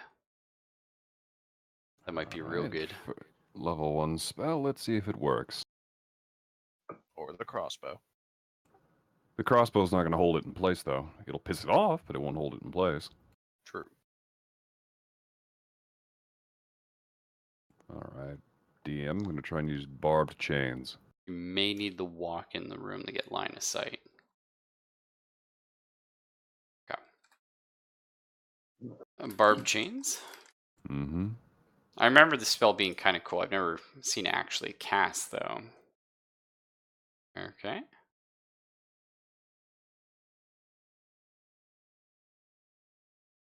That's pretty cool, actually. I like it. Alright, that's the... Fuck, that didn't go off. So what are you trying to do with it? Are you using it as a I'm melee not using attack? it as a weapon. Okay. I'm actually using it from a point behind him, and I'm trying to barb it into the back of either his neck or his shoulders. Anywhere I can, it'll keep him from getting to here, basically. Plus, if he spends time trying to either break it off from the wall, or just trying to dig it out of his own flesh, it still buys maybe 1 or 2 turns of combat for him to figure out how to get this to work properly. And Okay. of course, I'd be able to see if he makes it, like, sets the floor back to neutral, and I can just kind of go, whoop, all right. Well, I mean, if you're standing on the precipice of the door frame, there's a little bit of a platform that doesn't tip with the room. Yeah, I could be standing there, but still, I'd want to clear back so you guys could hop out too. It's actually a pretty cool spell. I like it. But yeah, unfortunately, you didn't make that. Although you do get bonuses, I will say. You get your base attack bonus, which is probably 0. Then you also get to add your spellcasting ability score, which is your charisma. That's a 3. Great. With a 19, 19? my charisma is base 17, and with the plus, it's 19. Human plus. Oh, okay. So it's So I have plus grand 4. total of 19 charisma, so plus 4, so it's a 14. Yeah, it would be a 14, which still wasn't quite enough. Actually, because you're just trying to hit its armor class, right? No, you just missed. But God damn it. no, but I mean, at least it was better than you thought. You were pretty close, actually. And it is a cool spell. I really need to read that one a little more. Is that a touch or? No, it's a range. 25 foot plus 5 foot per level. And every couple levels you get another chain, which is kind of cool. So either way, okay. So that was unfortunately not very effective. Next up is Fox. Next up is the Eidolon. True, yes, the Eidolon. The Eidolon is not going into the room. Well, the Eidolon can be dispelled before it fell into the pit of spikes. Yeah, but it's anchored. But what about for the you. weight? Well, the room's not shifting from the weight, so Not yet. Oh, you what am got I saying? I'm not used. chunky I'm McHugh sorry. I'd like to point something out. I'm not used to having a dispellable companion. I'm not used to having that luxury to go, no. Well, you'll have to dispel them on your turn. So if Borrowed drops the pit, you'll have to wait till your turn to dispel them. But yes, unless it, yeah, unfortunately, that's the way combat works. Well, the door is still open behind it, right? Here? Yes, that's right, yeah. Well, let's see if we can get the Eidolon. Oh, I have control of the Eidolon now. Yeah, I Little gave it to icon. you. Sorry. Thank you. Yeah, before I was kind of relying on you to move it, so thank you for that. Gohan, use headbutt. So the only thing about that is running past an enemy provokes an attack of opportunity. So like he'll Well, get I'm a not. chance to No, swing. no, no. There's combat now, but we'll wait until like things start tipping before I try and go. Oh, make a leap for it. Oh, okay, cool.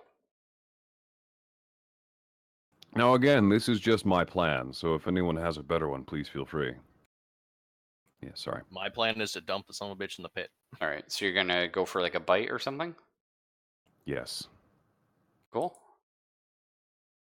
Give me Ooh. +2. a missed, unfortunately. Still a miss.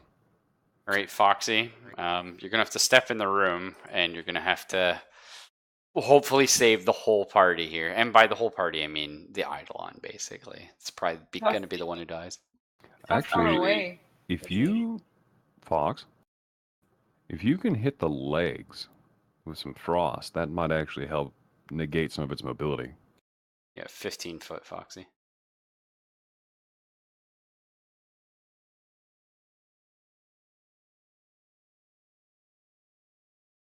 Would it actually keep it from moving? Slow it down at least. I mean, probably not. Might piss it off.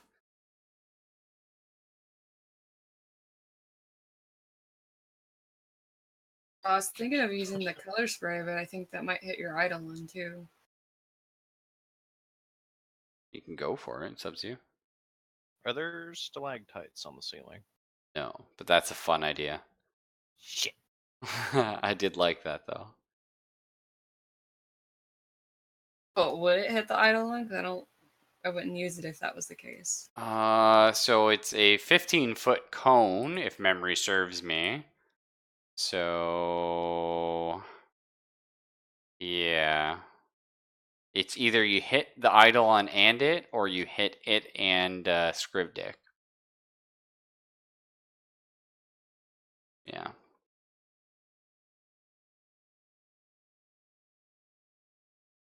I mean, Scrivdick won't mind. He's a glutton for punishment. Yes, no, maybe. Sure.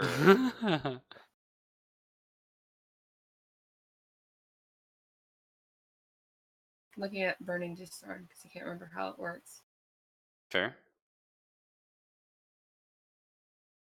But it's handy to have like your spells as little like pictures you can just sort of flip through. Yeah, I'm looking at that. Thank you.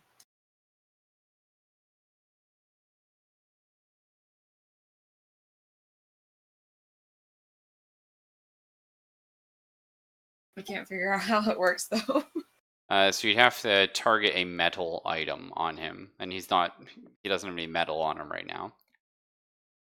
But if he did have metal on him, it heats it up, and they either have to drop the weapon or take it off them, or they take damage.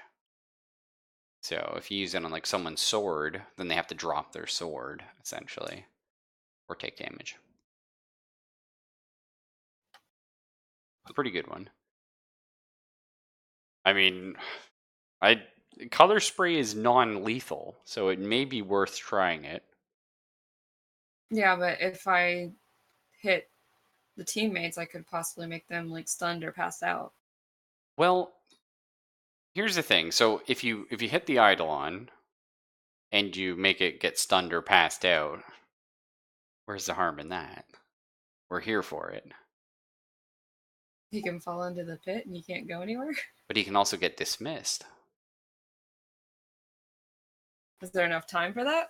Well, who knows? That's the gamble. That's where you gotta go. Talon, you trust me? Yes. And then hit him with the gay spray. I fucking love color spray, dude. It's the greatest spell. Does that one take a roll? No, it doesn't. No, you just fucking throw that out. Alright, then I'll do it.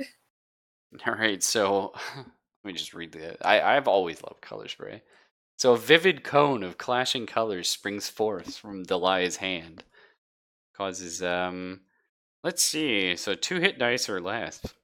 Both the Eidolon and this creature are blinded Doesn't really affect that guy. Unconscious and stunned for 2d4 rounds. So let's roll for that. Zelphus, you want to roll for your Eidolon. 2D what? Yeah, sorry? 2d4. 2d4. So for 7 turns of combat, you've just put this creature asleep and stunned it, and made it blind, which it already was. And the That spell is amazing. And Holy yeah. shit. Yeah, it's fucking incredible, actually. It may not be Fireball, but it's still pretty fun. Unfortunately, it's kind of doesn't scale the best, but it's still a fun one. So, we're now, combat has ended, in theory. We're now staring at a puzzle. There's a large thing we want dead, and it's asleep.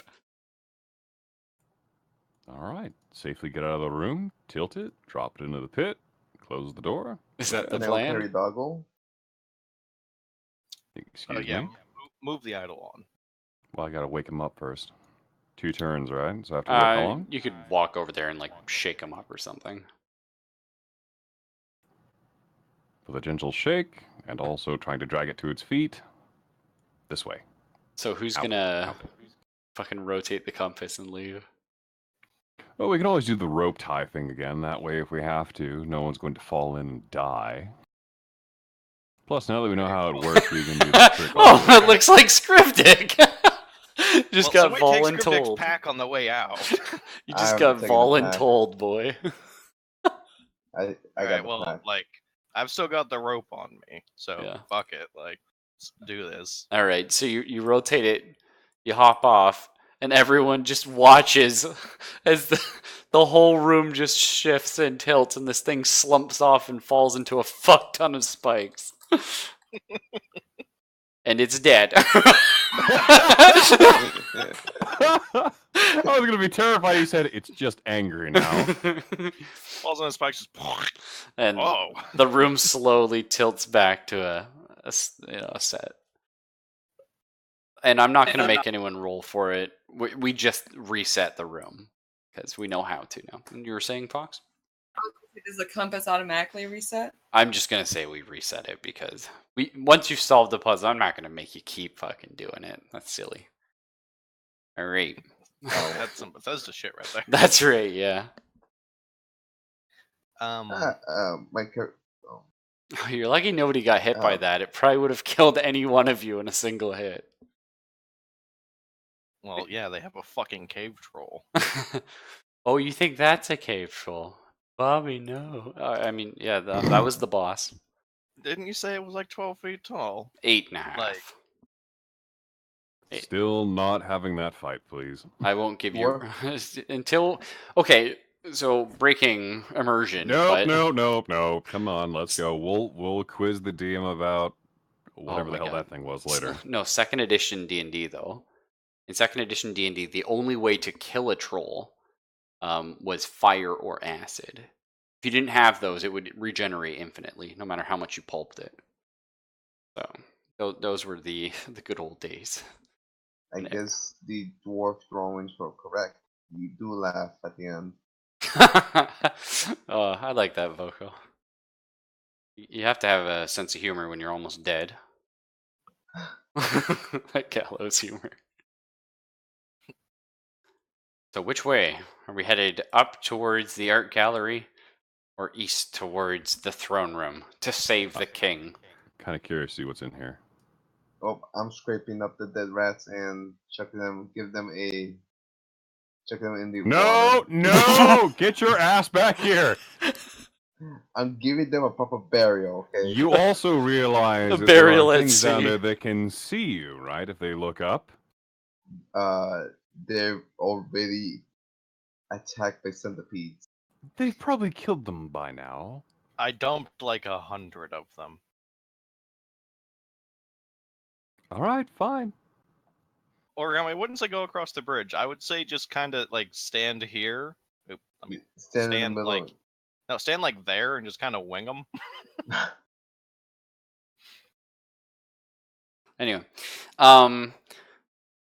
so the room that the creature, the troll-esque creature, was from is just filled with goblin corpses. Most of them picked clean. There any goblin packs or anything in there? Like, or, because doubt goblin clothing would be worth a shit, but materials? We'll say there's a lot of like broken weapons, but say, I don't know, 20 arrows for a goblin short bow. So that's a small short bow. Interesting to note about these, however, is they have a small pouch of a powdered poison on the front.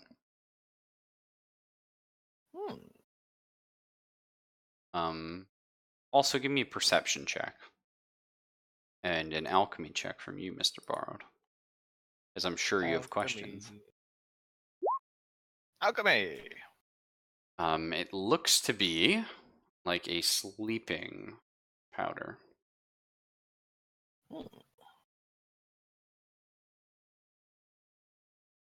Any perception checks, though? Of course.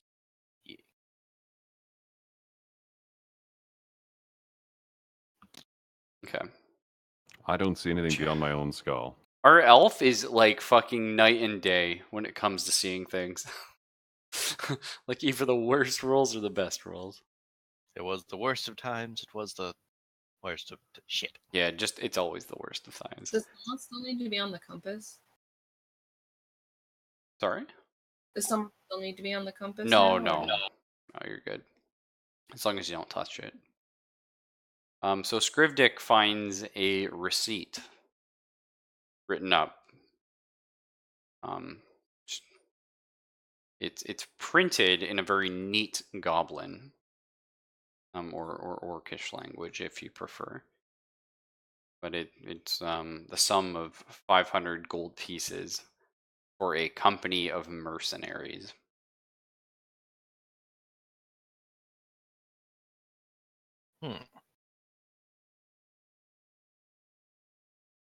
Do you speak Orcish? I believe you do.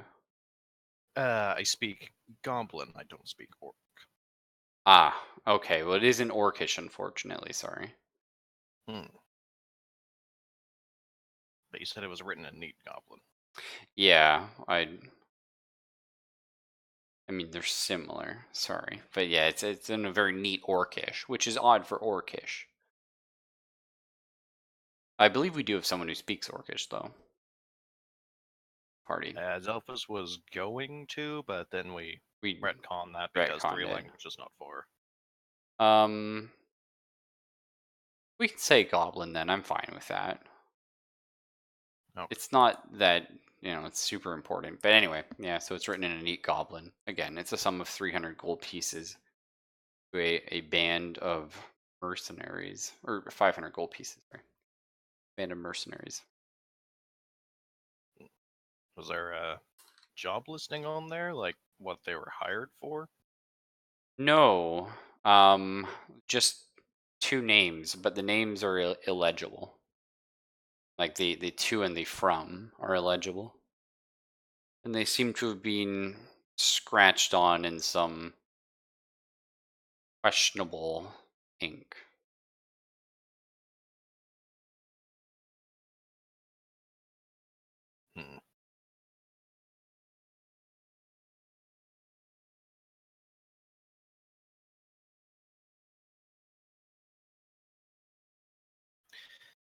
Anything else of note in here? So we got the That's goblin everything. corpses, their weapons. Okay. And a door to the north. I'm metagaming that door just leads back out to the cliff, but I guess we can check it. You open the door? Go look underneath of it and see if somebody's staring back at us. It's a hallway. Go fuck. Yes. Alright, my ancestors are yelling at me. Derby. Sure. We Is there a entering. goblin short bow to go with the arrows or just arrows? They're all smashed, fortunately. Wait, what? Talking about goblin weapons. Oh, okay, Barry. Okay.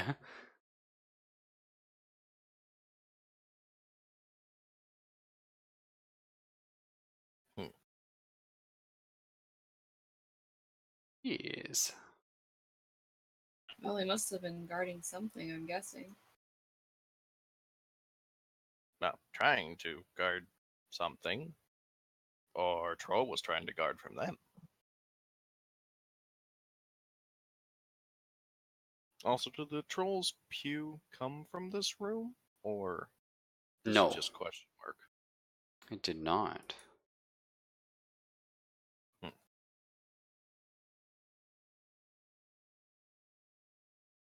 Is that door locked or anything? No. Good to go.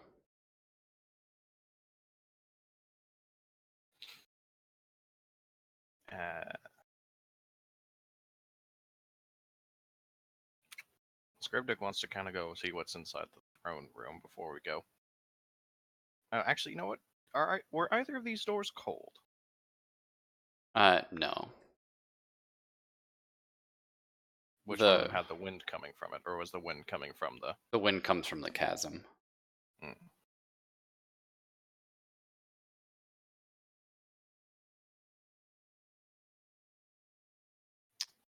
Well, I mean, there was like a tall figure in the other one. I don't know if we want to fight another thing right now. Oh, It true. seemed like it was a statue, because it didn't kill the rats. Would be interesting though. Oh, thank. Wait, what's the god of the dwarves? I don't know. What's the god of the doors? Anyway, thanking his god. I've been stuck in this damn broom closet forever. I know Torog is one of their major gods. I don't know if that's like their primary one. Oh. Sorry. I mean, it's a new fucking world though, so it could be whatever we like. Hmm. There. I mean, because actual D&D has like 100 gods or something.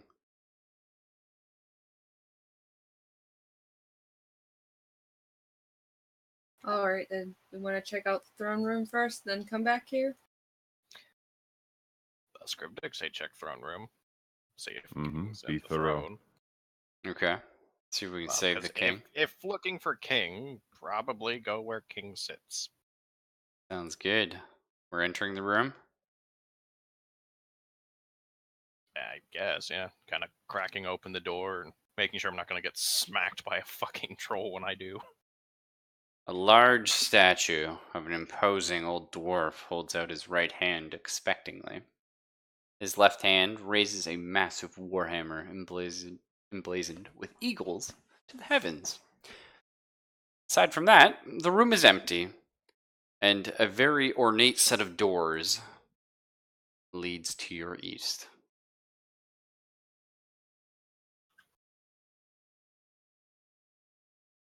Hmm.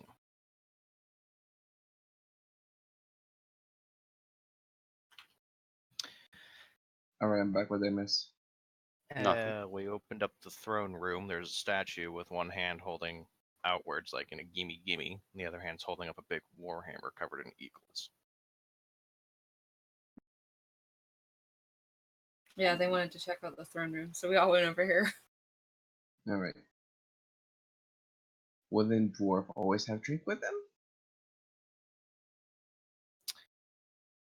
Maybe dwarf would have drink. Yes.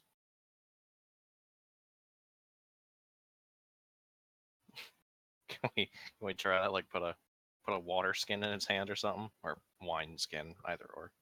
I mean, yeah, Origami's got wine. Or ale, rather. Oh yeah, I do have ale. Yeah. I put one full ale bottle on the hand.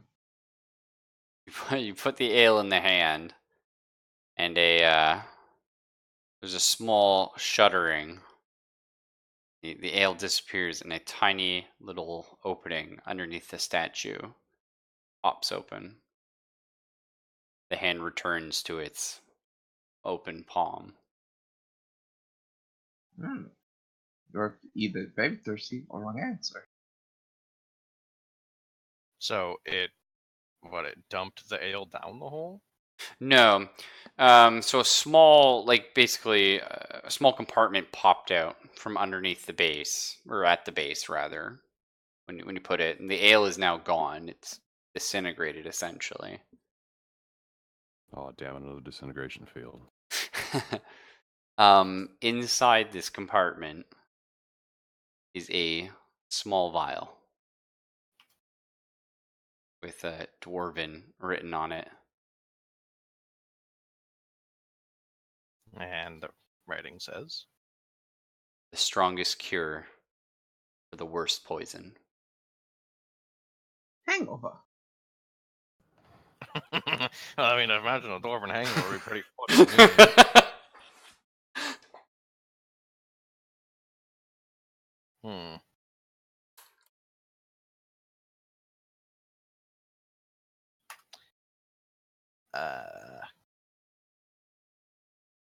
All right.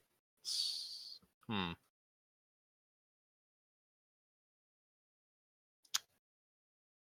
Yeah. On a whim, Scrivdick's gonna take after fishing through his pack, take the dwarven crossbow, put that in the hand, see if another compartment pops out. So in dwarves, dwarven crossbow, that also goes in the hand. Okay, I like it. The crossbow disappears, and a second compartment opens. Inside this is a small shield, like a buckler for a dwarf. And inscribed again, um, may the shield protect you from all his arrows. Or bolts, rather, I guess, for dwarves.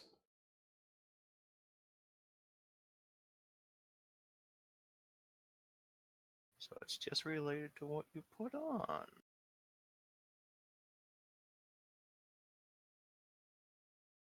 Hmm.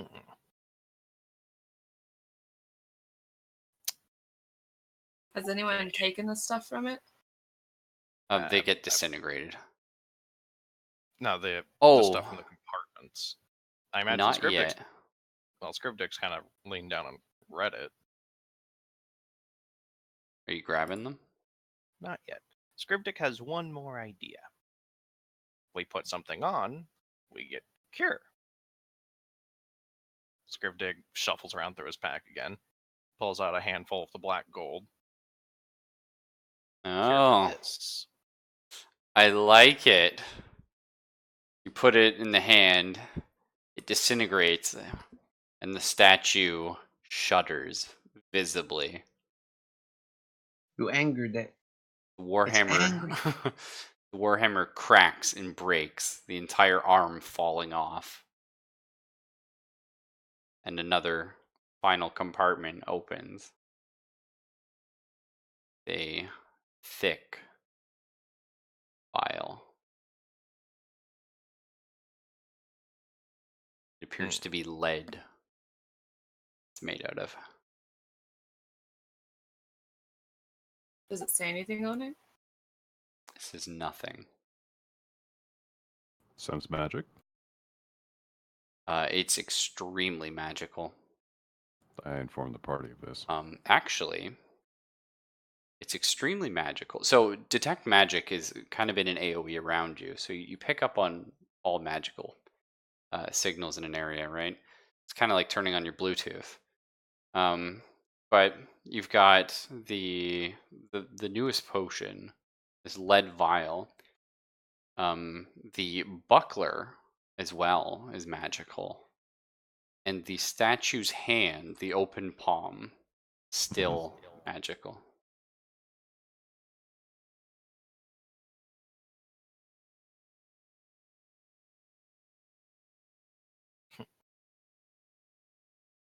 Unless someone has better suggestion, Scrivdick wants to take things.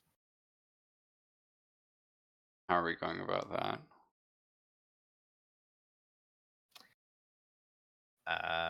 Probably How like heavy is the vial? it's made of lead, so I'd say probably like a pound. I Yeah. don't know. Depends. It depends. If it's a standard potion vial, it's only hold an ounce, so it'd be pretty damn tiny. Like a half a pound? Surprisingly, when you pick it up, it's about 2 pounds. The vial itself feels like the weight is in the middle, though.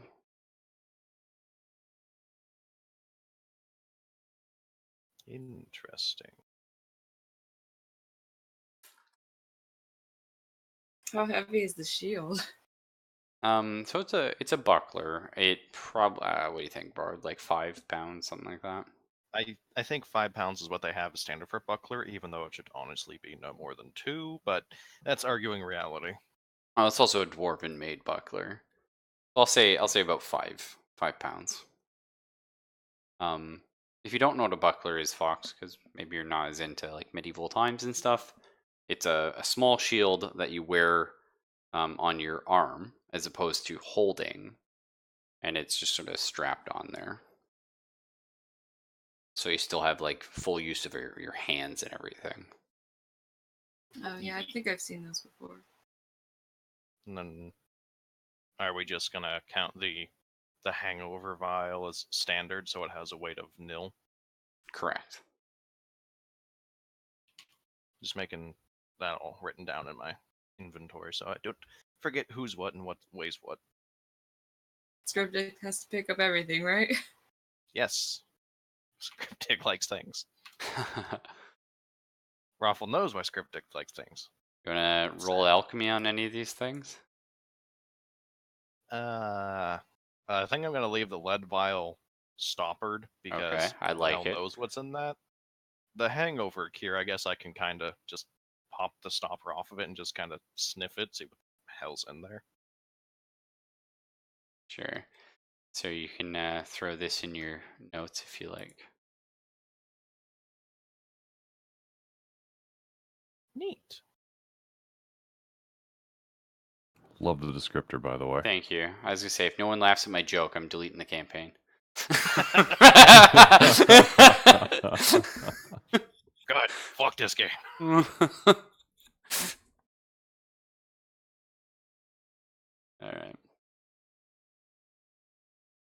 right. Question is, since this is oh wait, no, it's magic, so it has to be counted as masterwork. Strike that. I was gonna say, Buckler, yeah, yeah, because all magic items are counted as masterwork.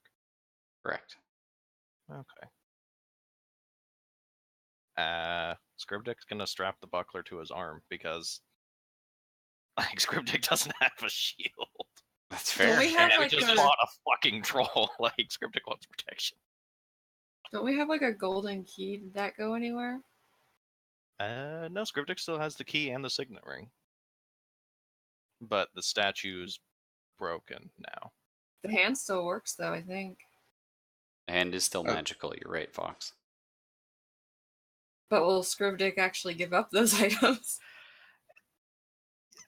Scriptic might be able to be persuaded to give them up, but I don't know if he'd really give them up willingly. Like, Scriptic didn't care that Poco was dying. He shoved Poco out of the box for the key.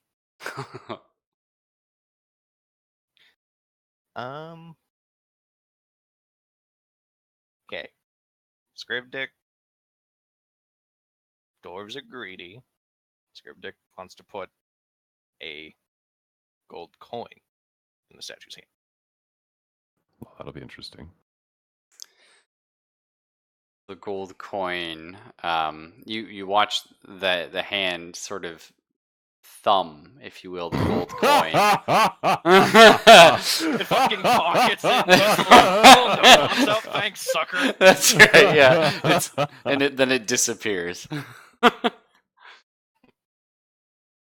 For half a second, you almost saw the statue smile. Sucker born every minute. Yo, did you know if you put a fountain in a public place, you get free bunny? That's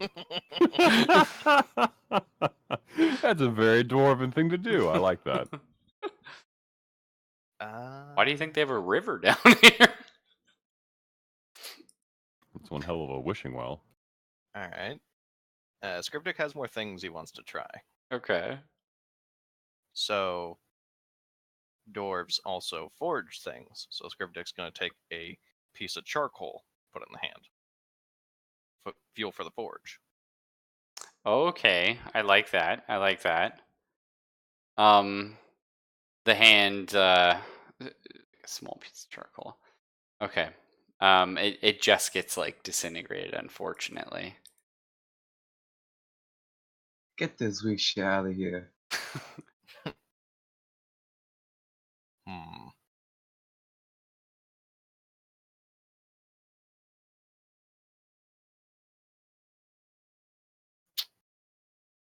Scriptic's interested now.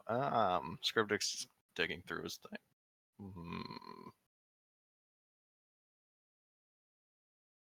Scriptic puts flint and steel up there. Okay. The statue grabs it, and a small pouch appears in one of the already opened compartments.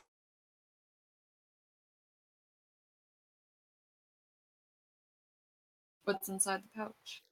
I assume that's magical AF as well. Yeah, no, it's actually not. Hmm. So it's an oiled pouch, and it is alchemist fire. Ooh.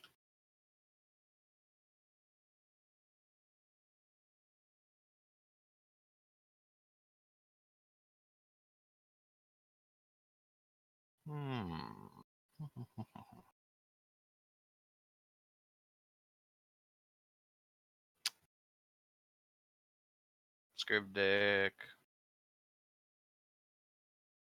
Ah. I don't know if Scriptic would really want to give all that up. Dump your entire inventory on it. No. The mountain opens. Okay, there's something Scriptic can give up because it was free. Scriptic takes one of the empty iron vials from the dwarves that poisoned themselves and puts that in the hand. Oh, okay. There's a rumble, and the vial disappears and then reappears in the bottom. Is it filled up? It's filled up.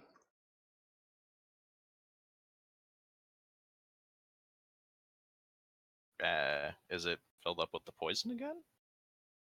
You gonna test it? I'm not sticking my fucking finger in it, but I'll give it an alchemy roll, sure. Right. It is. It's filled with the poison.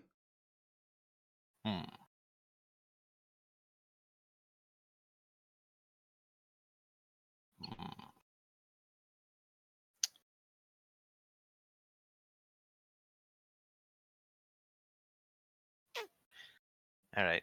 Scriptic's going to, after shuffling through his bags, apparently I have it. Yeah, I have them in my waterproof bag, not in just my standard backpack. Okay. Going to take one of my sheets of paper, put it in the hand, put an ink pen, and a vial of ink on there. The hand closes slowly, and you hear a voice appear in the room. Read does not become you, rat folk. And it slowly extends a single digit from its hand. Wow. These dwarves have thought of everything. Pointing at you, obviously. Oh, wow, never mind. Sorry, I thought that was something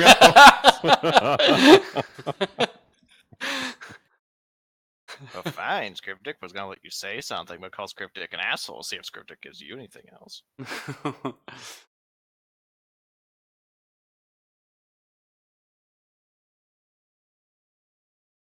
We have a very ornate door, no doubt. Scriptic has one last thing. Scriptic puts a trail ration in the hand.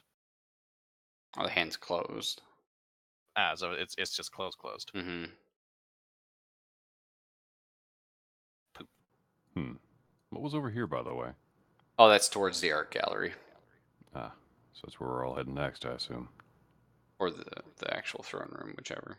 Oh, through there. Well, no, it's whatever you guys want. Well, I didn't realize that was... I'm curious. We were discussing. But Yeah, people, by the way, for Barb, some reason... hold on to that dwarven pick me up. For some reason, people didn't want to go to the art gallery. They thought it was a silly place. Is the art gallery Not so much as it's a silly place. It's more a matter of we have an objective, and if the king's hanging out in the dwarven art gallery, so much the better. We'll have checked the throne room and cleared it and said, no, nothing's here, or vice versa. But so is the art gallery the left-hand room off room 5, No, or is that this it's room? up from 9. Yeah, So it's the one floating in the abyss. yeah. Okay. Oh, you guys didn't see that? Oh, I tried to reveal all this.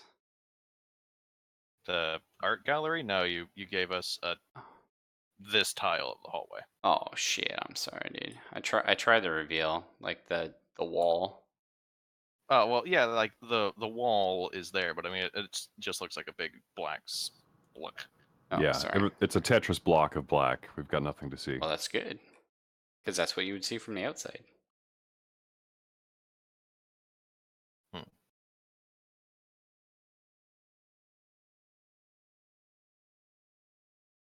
If somebody else approaches the statue, does it open its hand again, or is it? No. All right. I'll say. Could you imagine? I've had enough of your shit. Get out. I'll say if somebody else goes up to it, it'll open its hand again. Sure. No, I lied. Fuck it. Santa Claus is closed. He's still got the middle finger up.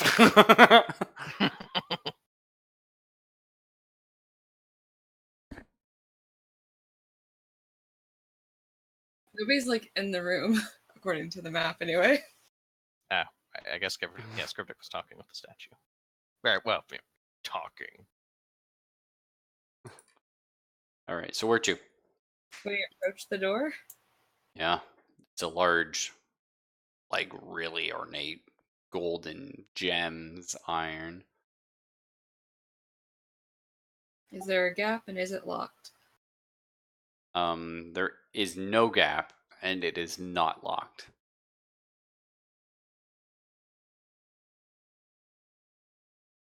Is there any magic on it or anything? No. Well, does anybody want to open this? So it doesn't have a lock either, eh? No. Am I sensing any magic from this door or beyond it? You're not. Oh, beyond it, yeah, you are. But do I have the knowledge to know if this is something radiating a power? Is it sort of waning and ebbing, or it's a constant. waxing, waning? Sorry. It's a constant. I informed the party of this.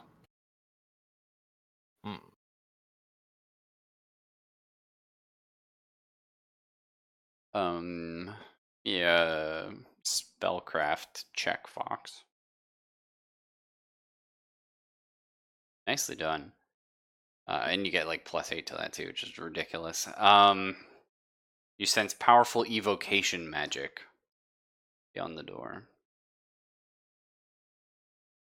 Now that may mean nothing to you yet. But as you play your spellcaster and time goes on, you'll start going, oh, wait a minute, that's these kind of spells. Well, she would inform the party of that. I don't know if that means anything to them, but Probably not. They're also like kind of first time D&Ders, so. All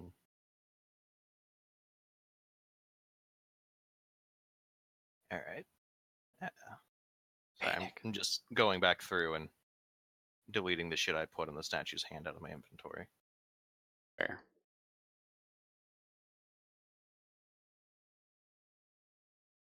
Should have put a lock in his hand. GG Skeleton King. Yeah, but I would have to go all the way back upstairs and grab one of the manacles. Yeah. So which direction do we head?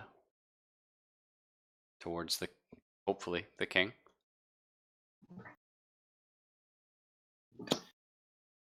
Yes. Yes? Yes. We opening the door? Just a Uh, little. Just a confirm little. there's no gap in the door. No. I don't send some more friendly rats, right? No. Fortunately, they're dead. That face. That face. How heavy is the door? It's pretty heavy. It'd take like 2 of you to push it open. Oh, so it pushes inward? Yeah. I'm going to the side because I'm afraid that there's gonna be like some kind of cannon on the side, arcane cannon. Okay, like a magic cannon. I'm down.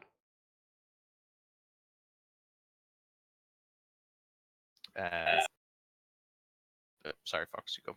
Oh, I was just gonna say that it's like we're all just circling the door, wondering if we're gonna die if we open it. Open Make it. the Eidolon do it. No, I've done it. The Eidolon and I are kind of standing there looking halfway in. Welcome. The To the throne circus room. of values. Get out of here with that. So the throne is missing from the room. There's not even a spot to place it. Although the room is certainly well decorated. It's very well lit as well. And golden black rock covers a large portion of the walls, and dust litters the floor. There's pews sort of leading halfway up the room towards where the throne would be, one of which is missing. Can I take my book that I left on the compass, and since I sketched the drawing now, basically put the layout of the map where the throne would have been.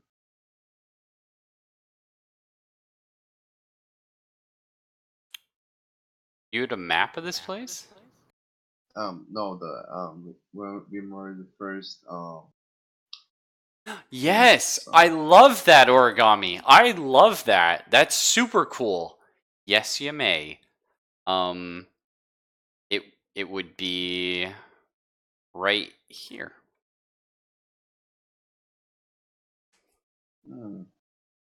It- drawing say drawing on wall says throne should be here, and secret passageway should be here too. Can I touch the wall where the secret passageway should be? Yeah, so that would actually, the secret passageway is behind the throne. But so there's a wall right here. That's not where you are. I'm just moving your character to show you. Mm. So there's a wall there currently, sort of blocking it off. Yeah, but in the story it says like they moved left, and there was like a Yeah, secret but way behind the throne. Yeah, and the throne is up here, according to your picture.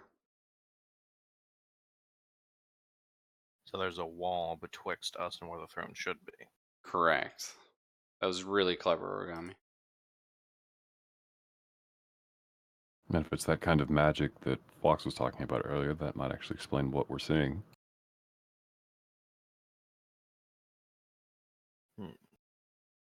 Can I do a perception check to see if there's like any scratches or? Yeah. You actually. Oh, never mind. Never Nothing. mind. Does anyone else want to come in and give him a hand? Yeah. So Fox. Perception. Ah, nice. Fox can actually use a spellcraft or intelligence check to sort of disbelieve the wall. Scriptic's too busy taking account of all the new shit in his backpack. Doesn't see anything. Excellently done. Sorry? Do I need to roll again, or? No, you're good. So you push through the wall. You're just like, hey guys, this isn't real. This is bullshit. You know? There's like a magical wall here. It's just an illusion. Unfortunately, we need a perception check now from Mr. Talon and his Eidolon, assuming it can. Well, all of you do hear 2 bad rolls in a row. a loud crash. A very loud crash. A smashing From the other crash side of the wall, perhaps? from this side of the wall. The hell was that? What was that? Oh, hello. It's a fucking huge centipede. And there's a goblin riding it. I hate you. And they just burst through the wall. Let's describe the scene. It's a giant fucking centipede. It stands a full, should it, stand up, 12 feet high. Currently, it's about 7 feet as it's sort of coiled up. The centipede or the goblin is riding on it. He seems to be wearing pretty shoddy armor. Most notably, though, his armor is shoddy except for what looks to be immaculate chainmail of a dwarven design. He's also holding what a normal human would consider maybe a short sword or a long sword at best. But to him, he's like sort of two-handing this human longsword, and it's fucking on fire. So, not great. He also has a horn around his neck. Upon seeing you, he shrieks in his goblin tongue, which actually Borrowed understands. So Scrivdick hears him saying, oh no, we were paid to keep the status quo and keep it we will.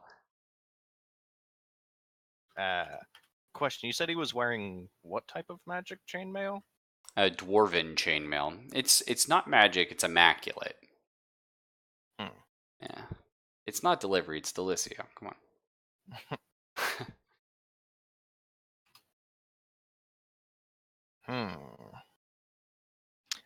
Scrivdick's gonna shout back at him, who paid you? Scrivdick didn't. He's surprised you spoke Goblin.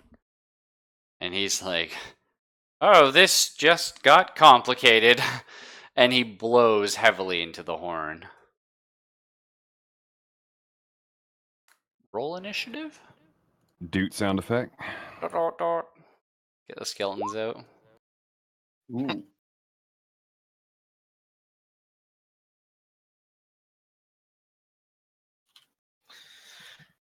Oh no. Well, the question is, who's dead?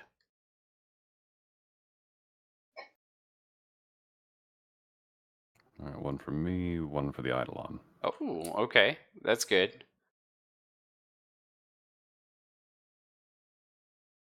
No, that means the Eidolon has 20. Is it plus Because- 2 dex? Yeah, the Eidolon has 14 dex. Just so we don't get confused, roll a 1d100, Zell. See who rolls higher. Oh god, yes. Okay, Eidolon goes first. Okay. Wow, roll 20, you fucking piece of shit website. Oh, it's good, dude.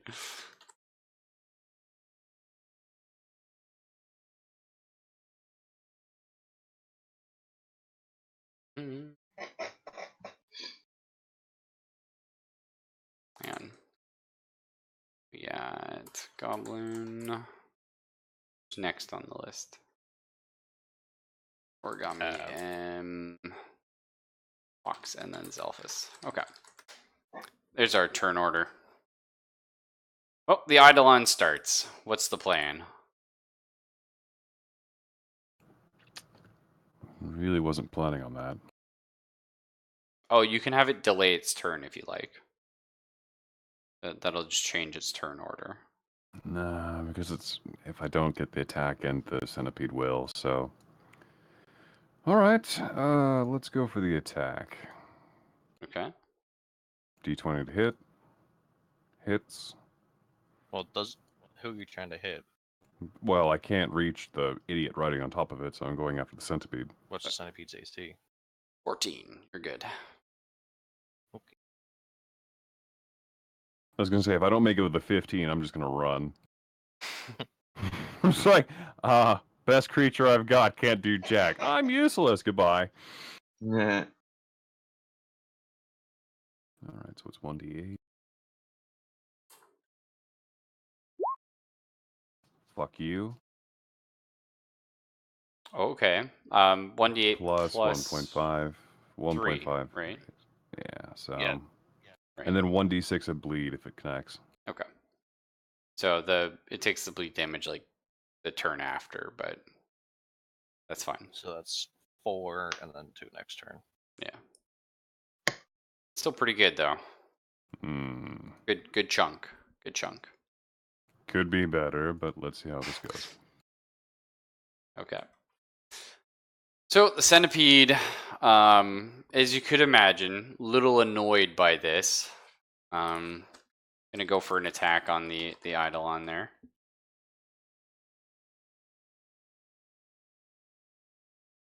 Oh, that's a crit. Of course. I don't make the rules, man. Goodbye, cow thing. How much health does Cow Thing have? It might not be dead. Eidolon has. You looking? Oh, Constitution's 13. So it has 8 health. 9 health. So dead. Well, wouldn't it be unconscious? I don't. What happens when it It goes says- unconscious? Does it get desummoned? Well, it specifically says if it's killed, it's sent back to its realm. I don't know about unconscious. That's a good question. I think if it goes one over, then it's kill. Here, let me open that d20 page. I'll just bring it up on.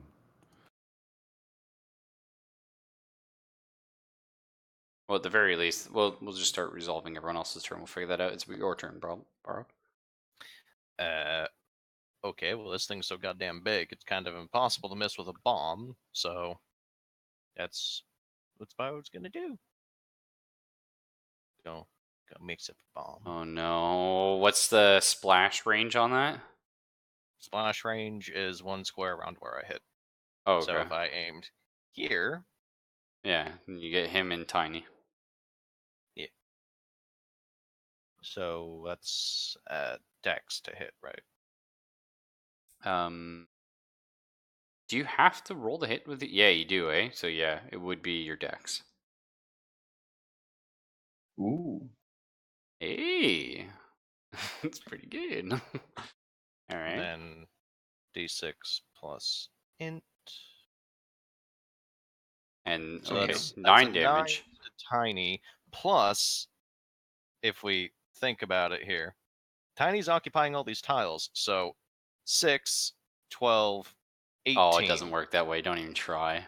My fucking ass, it doesn't work doesn't that way. work I'm that way. splashing all these. That's not how Fight me. splash works, dude. Splash hits all the tiles around where I aimed. No, it doesn't. Yeah, you only hit a monster once, though. But he Yeah. has so many segments. I couldn't hit his head and his butt. No, it's not video game logic. Sorry. Video game logic. So were you aiming the main blast at the centipede or at the goblin? Well, if I hit the goblin, I'd hit Fox, wouldn't I? Or is the goblin counted as being on the square? Yeah, it's technically on that square. So the goblin's technically here? Yeah. Or standing Yeah, next to Fox? Well, he's technically on top of the centipede. Okay. Well, then yeah, I mean, I guess I'd hit the goblin in his stupid goblin face. Okay. So yeah, but a 9 to his teeth and a 6 to the centipede. Not overlapping. It's still pretty good, though. Excellent. You definitely blow a chunk out of the centipede, and the goblin's like, whoa, whoa, whoa, whoa, whoa, whoa, whoa. Like, you know what I mean? You know, where's my backup? You have centipede? Scriptic have centipede. That's true. Yeah.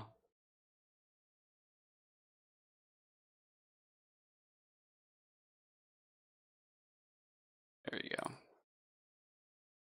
And yes, you do hear 2 goblins rush in at the end. Now they don't get a turn till next turn of combat, but they rush in the door and they're basically just like getting screamed at and screaming back, explaining the centipede problem.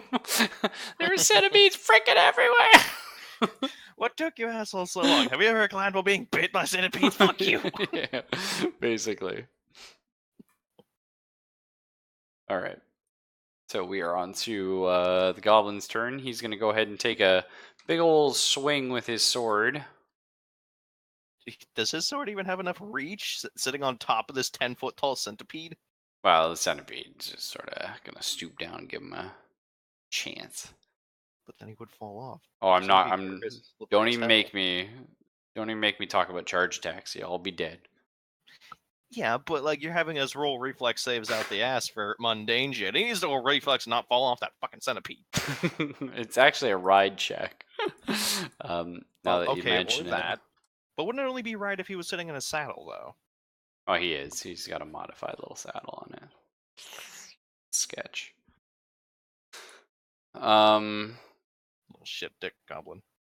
Yeah.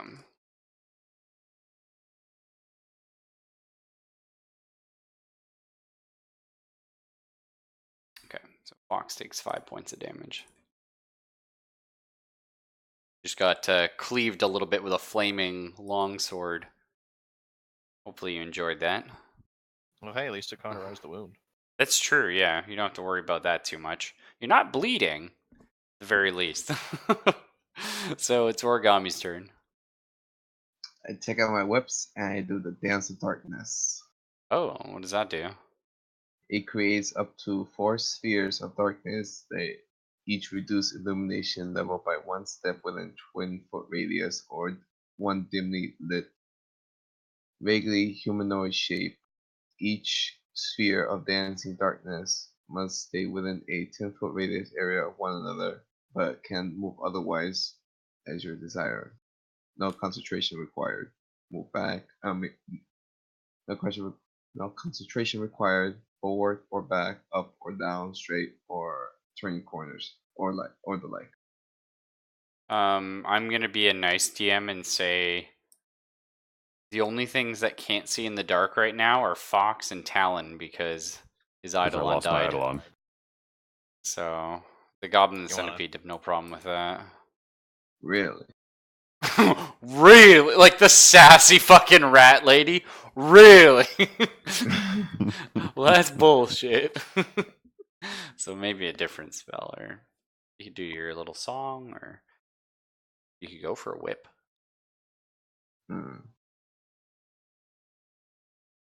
This might be ballsy. Unwilling ally to the big fucking scorpion. I mean, the scorpion to the centipede. Unwilling So- ally? Its subject is considered an ally for 1 turn. Oh, that's fucking awesome. It's a level 0 spell. Okay. I could, with the level 1 spell, it's like you could have that ally for like the whole turn. Okay. What's my performance? 18 plus. That'd be +4, wouldn't it? Yep, 3, 4, 8. Okay. So what happens is the centipede has to make a will save. Because that's like a mind attack on it. If it fails, it can't attack any of you next turn. Well, centipede should be stupid as fuck. It should have quite a negative on its will. Yeah. Will and intelligence are 2 different things. So all it has to do is beat your 9, essentially. Oh, Wouldn't okay, it then have to GG. beat his 17? Oh, is it 17? Well, okay, so because he has +8 from his perform. it's a DC 10 plus your level, so 11 he has to beat, which is still like a 50-50. So that's a pretty cool idea, though. I liked it. Alrighty. We now have Fox, and then Zelphus the man.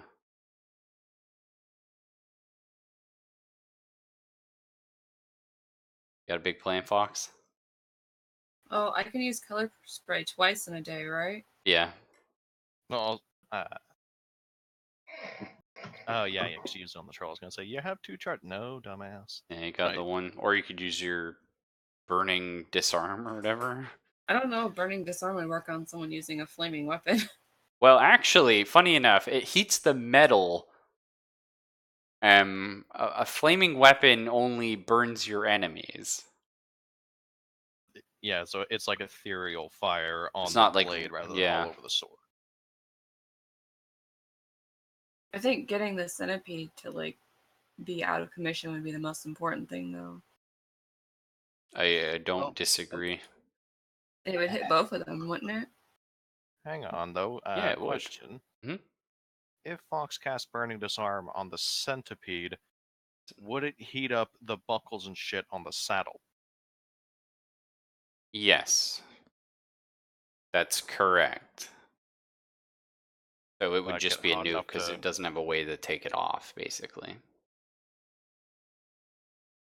So would that either A, hurt the hell out of the centipede, or B, like, break the strapping because it's hot as fuck? Yes. It would definitely do both. Yeah, Is that's it up to cook- Fox then. I said cook him with his armor on. Oh yeah, what if Fox cast Burning Disarm, but like cast it at the chainmail the goblin's wearing? That's Yeah, correct. that's Yeah, what's- it would damage him because he wouldn't be able to take it off. And if she uses it on Well the then. sword, like he has the option of like he can either take the damage or drop the sword. Taking off chainmail is Impossible to do in combat. Yeah. Yeah, I think it would be like a 3-round kind of action. So good luck. It's up to you, Fox. I mean, those are all good options.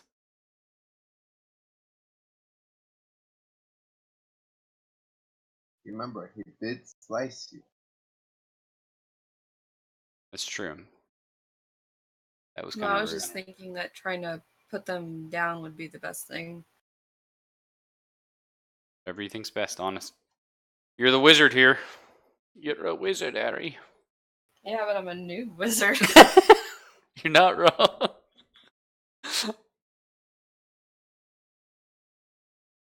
You could use I don't have Mage to- Hand to give him a is it- wedgie. Oh god. Don't do that. Oh, you're saying? I don't have to roll for it to hit, right? No, neither of those. I think I'll just do the color spray. All right. So you're gonna hit the centipede and the goblin. Yeah. So let's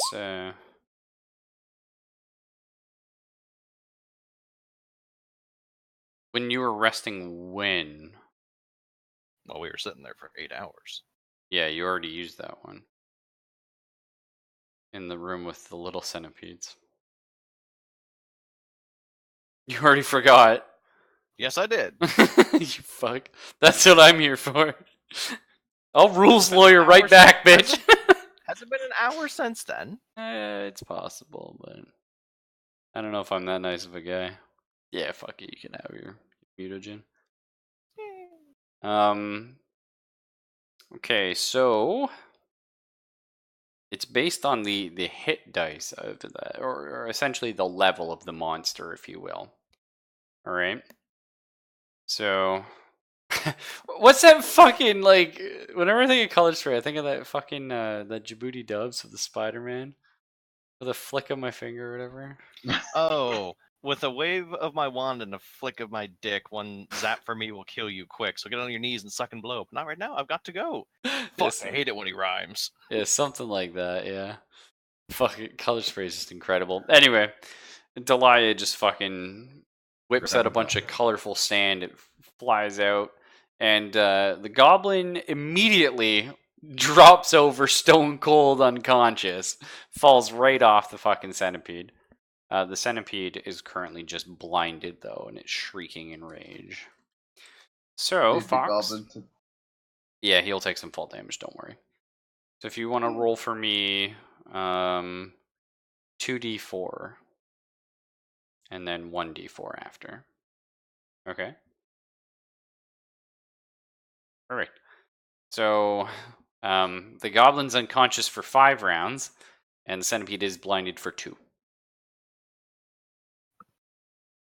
Not too bad. Oh yeah, and he takes falling damage.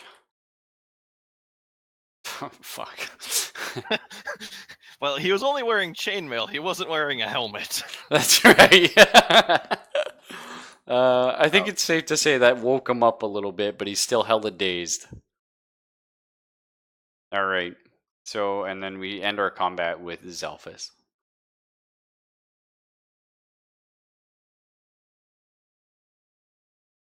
Any big plans Uh-oh. here, Talon? Oh, did he die? in before he passes Oh out on the god chair. damn it! Or his Discord broke because he was here. Oh, did it break still? Well, if it broke, he couldn't hear us, so don't have to check it out. Yeah.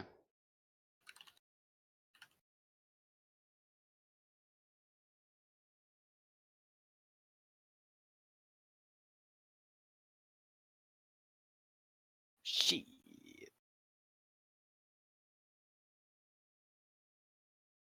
Well, if Zelphus died, should we just have a cliffhanger for today? Oh, fuck no. Which means We he about to have Rat Hulk Part 2.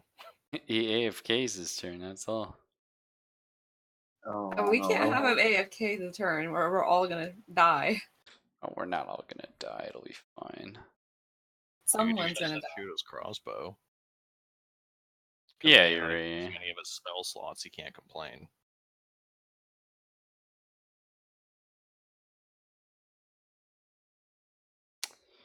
I mean, I guess the crossbow. where he comes back and says, I didn't do that. Oh my Oh. god, it's like, why you. Well, who does he fire the crossbow at? The goblins? Those are down, so probably the ones at the door. Yeah, I think that's reasonable. He doesn't have a dex bonus. Okay, 1 crossbow bolt going out at a goblin. Hey, okay. Here we go. He just has a light crossbow? Yep. 1d8. And remember, they got bitten by. Fuck. Oh, he just fucking like headshots it. It just drops. Fucking A. Alright. Oh no, the noise of the fucking goblins dying in Stonekeep. Yeah. Oh god. Well, his friend the goblin is fucking pissed. So he's butt rushed, yeah. He can try. Nope, he missed. He's just swinging like a spaz. Alright. So who was next? It was Centipede, no? But Centipede's Because the down. Eidolon's... Oh, right. No, he's just blind. He's not down. He can make a... I thought he was blind and unconscious from the... No, the Goblin's No, unconscious. Goblin. Centipede had too much health. Too high a level. Mm. So basically, he takes like a 50% penalty. So he's rushing towards where he remembered. Like, oh yeah, this guy's on the floor anyway. To where he remembered somebody being. Let's see, I don't know if this works actually. So by a 50% penalty, is it a fucking -10 to hit? Does it work if I do this? Fucking does. 10.5. That's pretty cool. Neat. Yeah. There we go. So I think he still misses Talon, right? Armor of 10. Oh. Oh. I Shit. thought Zophis said he was wearing armor because he was allowed to. Did he not write anything down? He didn't write, dude. She has nothing on it. Fuck, yeah, fuck He doesn't knows have a what he would've dex bought. bonus either. And it's like, even if he had like +1 AC, because he can only wear light armor. Well, but light armor goes up to +3 or 4 AC. Yeah. So like, fuck knows what he bought. Like if he bought leather, that's 3 AC. Yeah. You gonna get a little chomped on, that's fine. Oh, It's only a little. It's only a flesh wound. that's my Yeah, nibble. He only has 2 health left. It's just a nibble, boys. Everything's okay. The goblin's still unconscious. Oh no, right, he woke up. But it's Borrowed's turn anyway. Okay. Well, quaff the other mutagen. The rage potion. Oh yes. And yeah, that makes Borrowed a little bit ridiculous, and I love it. Right? It's fun. I told you, Alchemist is very strong. Yeah, but like the thing is that so with the magical buckler, I just gave it the standard buckler AC of 1. Mhm. So I've got 1 armor bonus, 1 shield bonus, 4 dex mod, 1 from size mod because I'm small, and I get 2 from the potion. So I now have an AC of 19. Yeah, it's pretty fucking good. Come at you, bro. Yeah, so Scribdick, after he's done quaffing the potion, probably like gagging, like, ooh, it probably tastes fucking horrible. Then, yeah, he's just kind of gonna ram his dagger into the goblin's skull. And before crit fail. Oh, and you, before, and then and the you dagger kill goes fucking yourself. flying. Please do it. Please.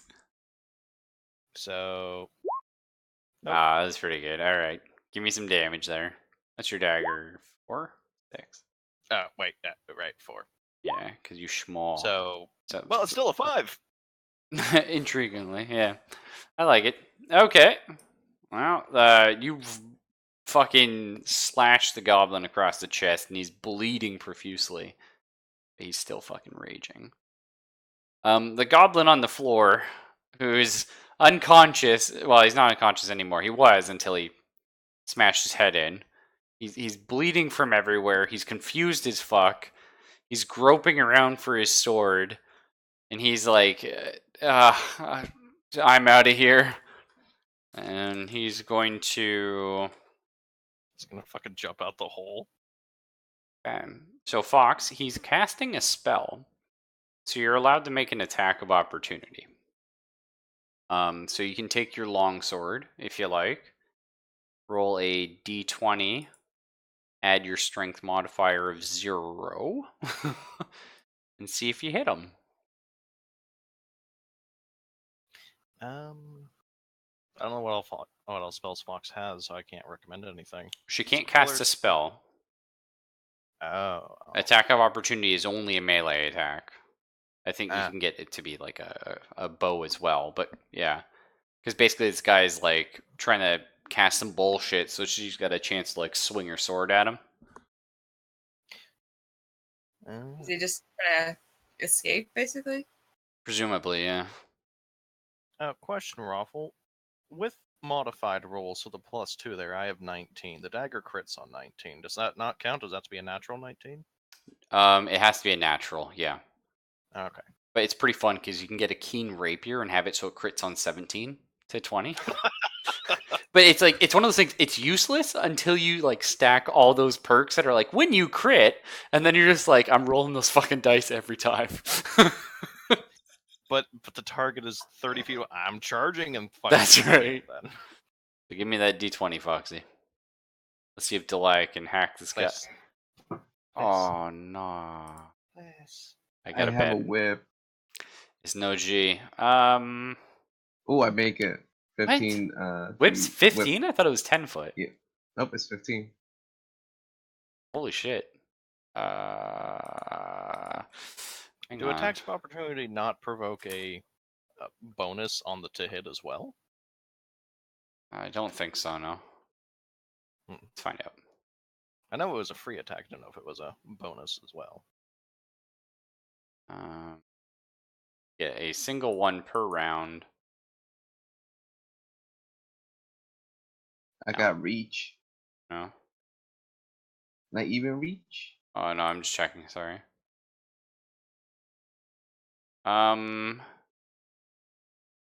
In theory, that works fine. No, small and medium creatures wielding reach weapons threaten squares of up to 10 feet. Really? Two Why did I have squares of 15? A reach weapon with a default range of 10. No, yeah, it's any reach weapon can only do 10 foot. It is pretty cool though. We'll have to keep that in mind for next time, just knowing that you can attack of opportunity on 10 foot. Oh, 'Cause okay. I didn't even think about that. But spears are the same way, so it's pretty cool. Either way though, unfortunately, yeah. Little shit stain blinks out of existence. Motherfucker. Goodbye. Well, he didn't say he got his sword before I left, so haha. He didn't. No, he couldn't find it because he was still blind. So he has to be like a sorcerer then for him to be able to cast without a spell book, being able to read the shit. Correct. He is a sorcerer. Little fucking bastard. I wonder if he had a spell book somewhere. Either way, it's your turn, Origami. You need to save the day pretty hard. Things are looking grim. So you say the Significancy at night, right? Yeah, unfortunately. Well, isn't it still blind for another turn? It is still blind for another turn, yeah. Is this a? Oh no, it's a humanoid creature. Never mind. No. Centipedes are not humanoid. No. I'm reading Oh, my sorry. ability days. Humanoid creature of 4 HD or less. This is the next turn. Oh.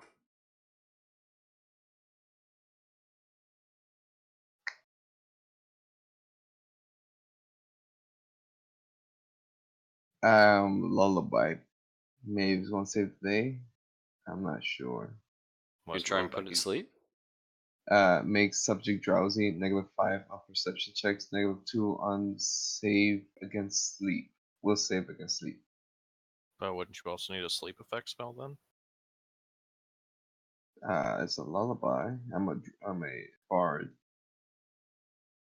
Yeah, but I mean, like, that gives them a negative against sleep, but wouldn't you need a spell to put them to sleep, though? Not just that spell itself? Yeah. Hmm. Gonna shriek Origami? I mean, it's not gonna do nothing. Doesn't do Well, damage? no, it does 2d6, but fine. I'll shriek it. Yeah, it's good enough right there. Cool. I don't even think you have to roll for that, do you? No, I don't think so. Alright, it's just fun Um, anyway. You need a 2d6. Yeah, you just gotta roll. Yeah, Okay. you d6. So you just fucking shriek out big rolls. I've seen bigger, I'll be honest. Well. Either way, it certainly didn't like that. It's now sort of turned blindly in your direction. Which is great. Then we I st- have Foxy's turn. Sorry, Origami? Never mind. What's your plan, Fox? I guess Ray of Frost. Fuck yeah. You just keep that going. So you just have to roll a d20, get over 10. Oh. Oh. That's a critical failure. Roll I love how damage. crit fails ignore mods. So that's yeah. So do criticals, but anyway. So roll 1d3, Fox.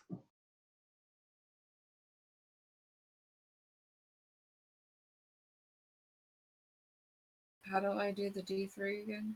D6 and do it by 2. Yeah, that works.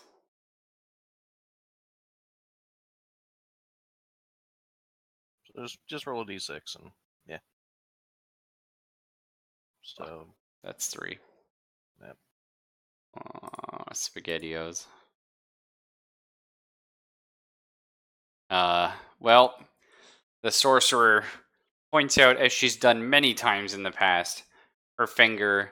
Unfortunately, she messes up the incantation and ends up shooting the bolt backwards. Maybe her finger was bent. Maybe she said a word a little bit funny, and she blasts herself, knocks herself flat on her ass, and she's now bleeding out.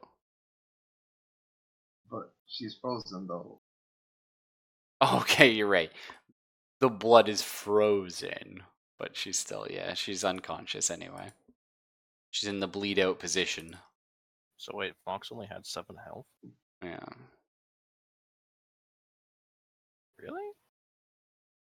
Fox had, let's see, con of 2, and I mean, you get 6 as a, so she had 8. Yeah, that was 7. 5 from the dickhead, right? And 3 there. Right. Hmm. Well, shit. Yeah.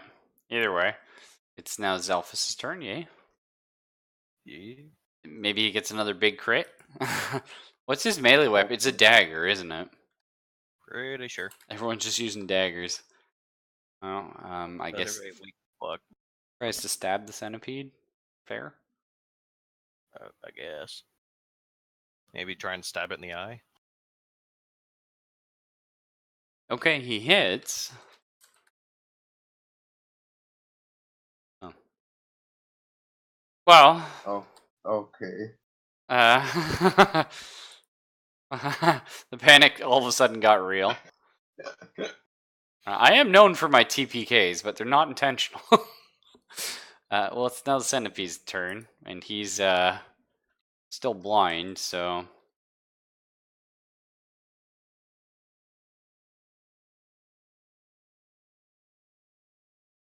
Okay.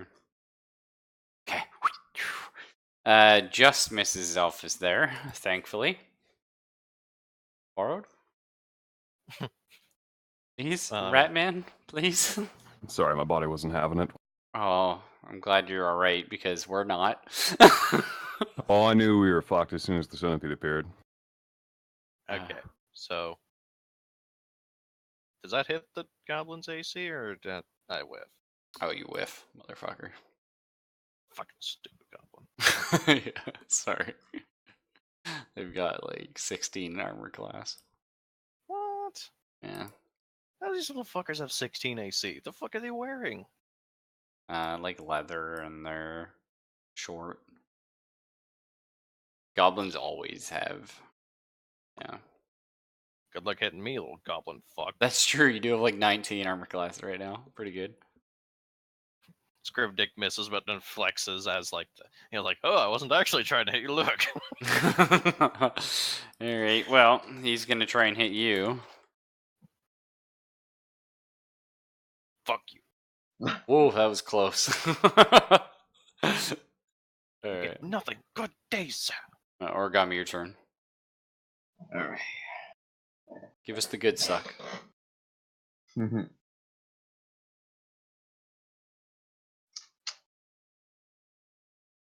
can go for another scream. Do you have any more screams? Yes, I have one more. Now is the time. If there was ever a time to wail into your fucking harp and just belt one out for Jeebus, now's the time. Is he? Can I tell if he's that low of HP? He looks like he's bleeding out of every way. Before you go for the style kill. No, I want Get to. styled upon. I really want to make him to unwilling ally. Fight gets damaged is the only way right now. Of course, I move But close. doesn't unwilling ally just make him not attack rather than attack something else? Yeah, but if I fail, I'm gonna fail fucking spectacularly. Big dreams. Alright. Go for it, little guy. Big dreams. Or little for me. lady. Wait, attack or Whatever you think's oh, best. I hope if I go down, at least it does some damage. Whoa. Fuck off. Whoa. Yeah, because it says Scriptic, not borrowed bullets, you fuck. I love it. Alright, 2d6 origami. Your shrieks echo through the throne room. Hopefully, oh fucking Yes! A. Just fucking deleted. The centipede just, like, I don't even know if centipedes have eardrums, but if they did, it ruptured. Its brain explodes, its eyeballs melt. It's disgusting, and it's a mess. Scriptic shall have many centipede. Do it up, Bard. I can do nothing. I can't even stop Fox's bleeding. Yeah, not till next turn. Oh no, it's Fox's turn. Rip. Zelphus, your turn. Fox is down. You're low. Origami's low. I I'm always going do for a low. headshot. Thankfully, Scribdick is a munchkin, so. What's your dex? That's a miss, unfortunately. Oh, so the barbed chains doesn't go off? Oh, okay. So, sorry, you said headshot. I kind of assumed. Yeah, I'm trying to go for the head with the barbed chains. If nothing else, I'll slunk it with the stupid thing. And you just have to hit touch AC with that? Because I think you made it. I think Barb changes touch AC. A lot of spells it is, yeah.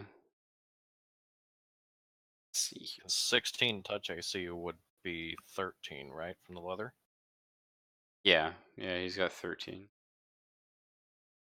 You make a melee attack. Okay, so it uses your base attack bonus 0 plus your spellcasting ability modifier. So it's not touch AC, but you get your level on, you get your 4 from charisma. So you're good, yeah. That's a hit. 1d6 slashing damage. Nice. The chain just erupts from the ground and pierces right through the goblin's face. It blubs. The chain pulls the goblin back down the hill. Mm-hmm. Pretty cool. So they're all dead. We won, everybody. But they're not all dead. Yeah. One fuckboy left. That's it, man. The fuckboy teleported. Yeah, fuckboy did teleport.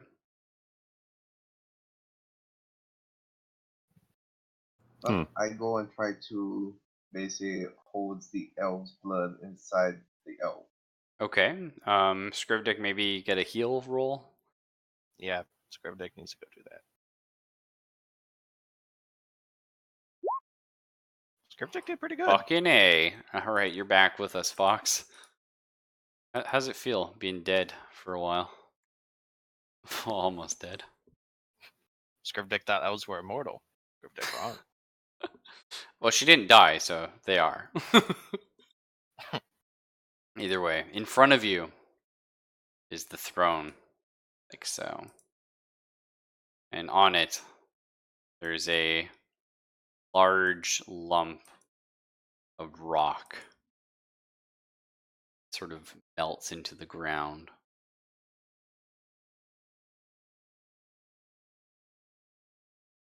Is it the king? I think you have to wait to get your. Well, we don't know. It's just a large lump of rock.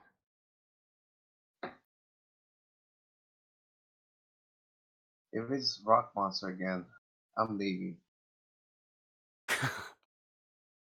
You said it was a short sword, right? Those are Yeah, it's like are a those simple or are those martial? martial. I think. Good question. We'll check it later. They are. Yeah. Martial. And it's a medium short sword. So you have to use it two-handed. But either way, yeah, so you could assume it's the king. It's got sort of a dwarfly shape to it, albeit like I said, the thing's like melting into the throne around it and into the ground. It's got almost the shape of an ornate crown on top, but again, it's all rock. This blackish golden rock.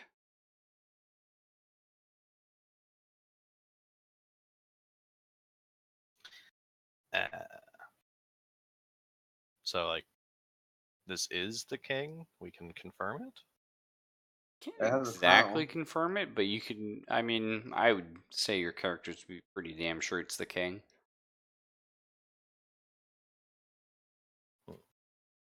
I'm just waiting until it cools down.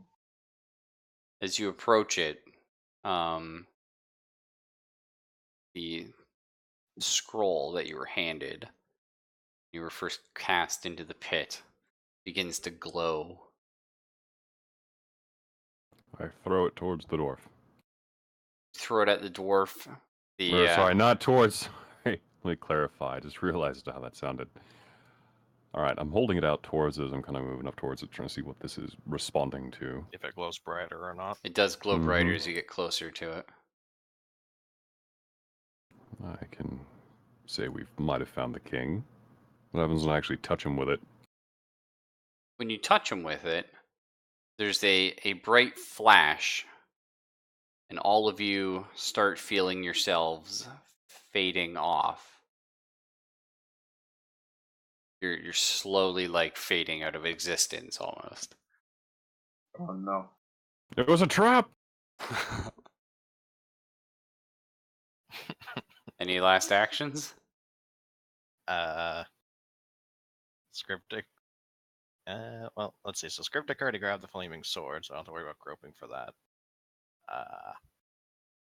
Scriptic wants to, if I can, because it should be like right next to where the dead centipede was. Okay. Want to try and tear off its mandibles or its mouth bits, but the bits that inject the poison. Yeah, it would be the mandibles. Yeah, mandibles, fangs, whatever the fuck you want to call them, Mhm. because those have poison in them. Scriptic's an alchemist.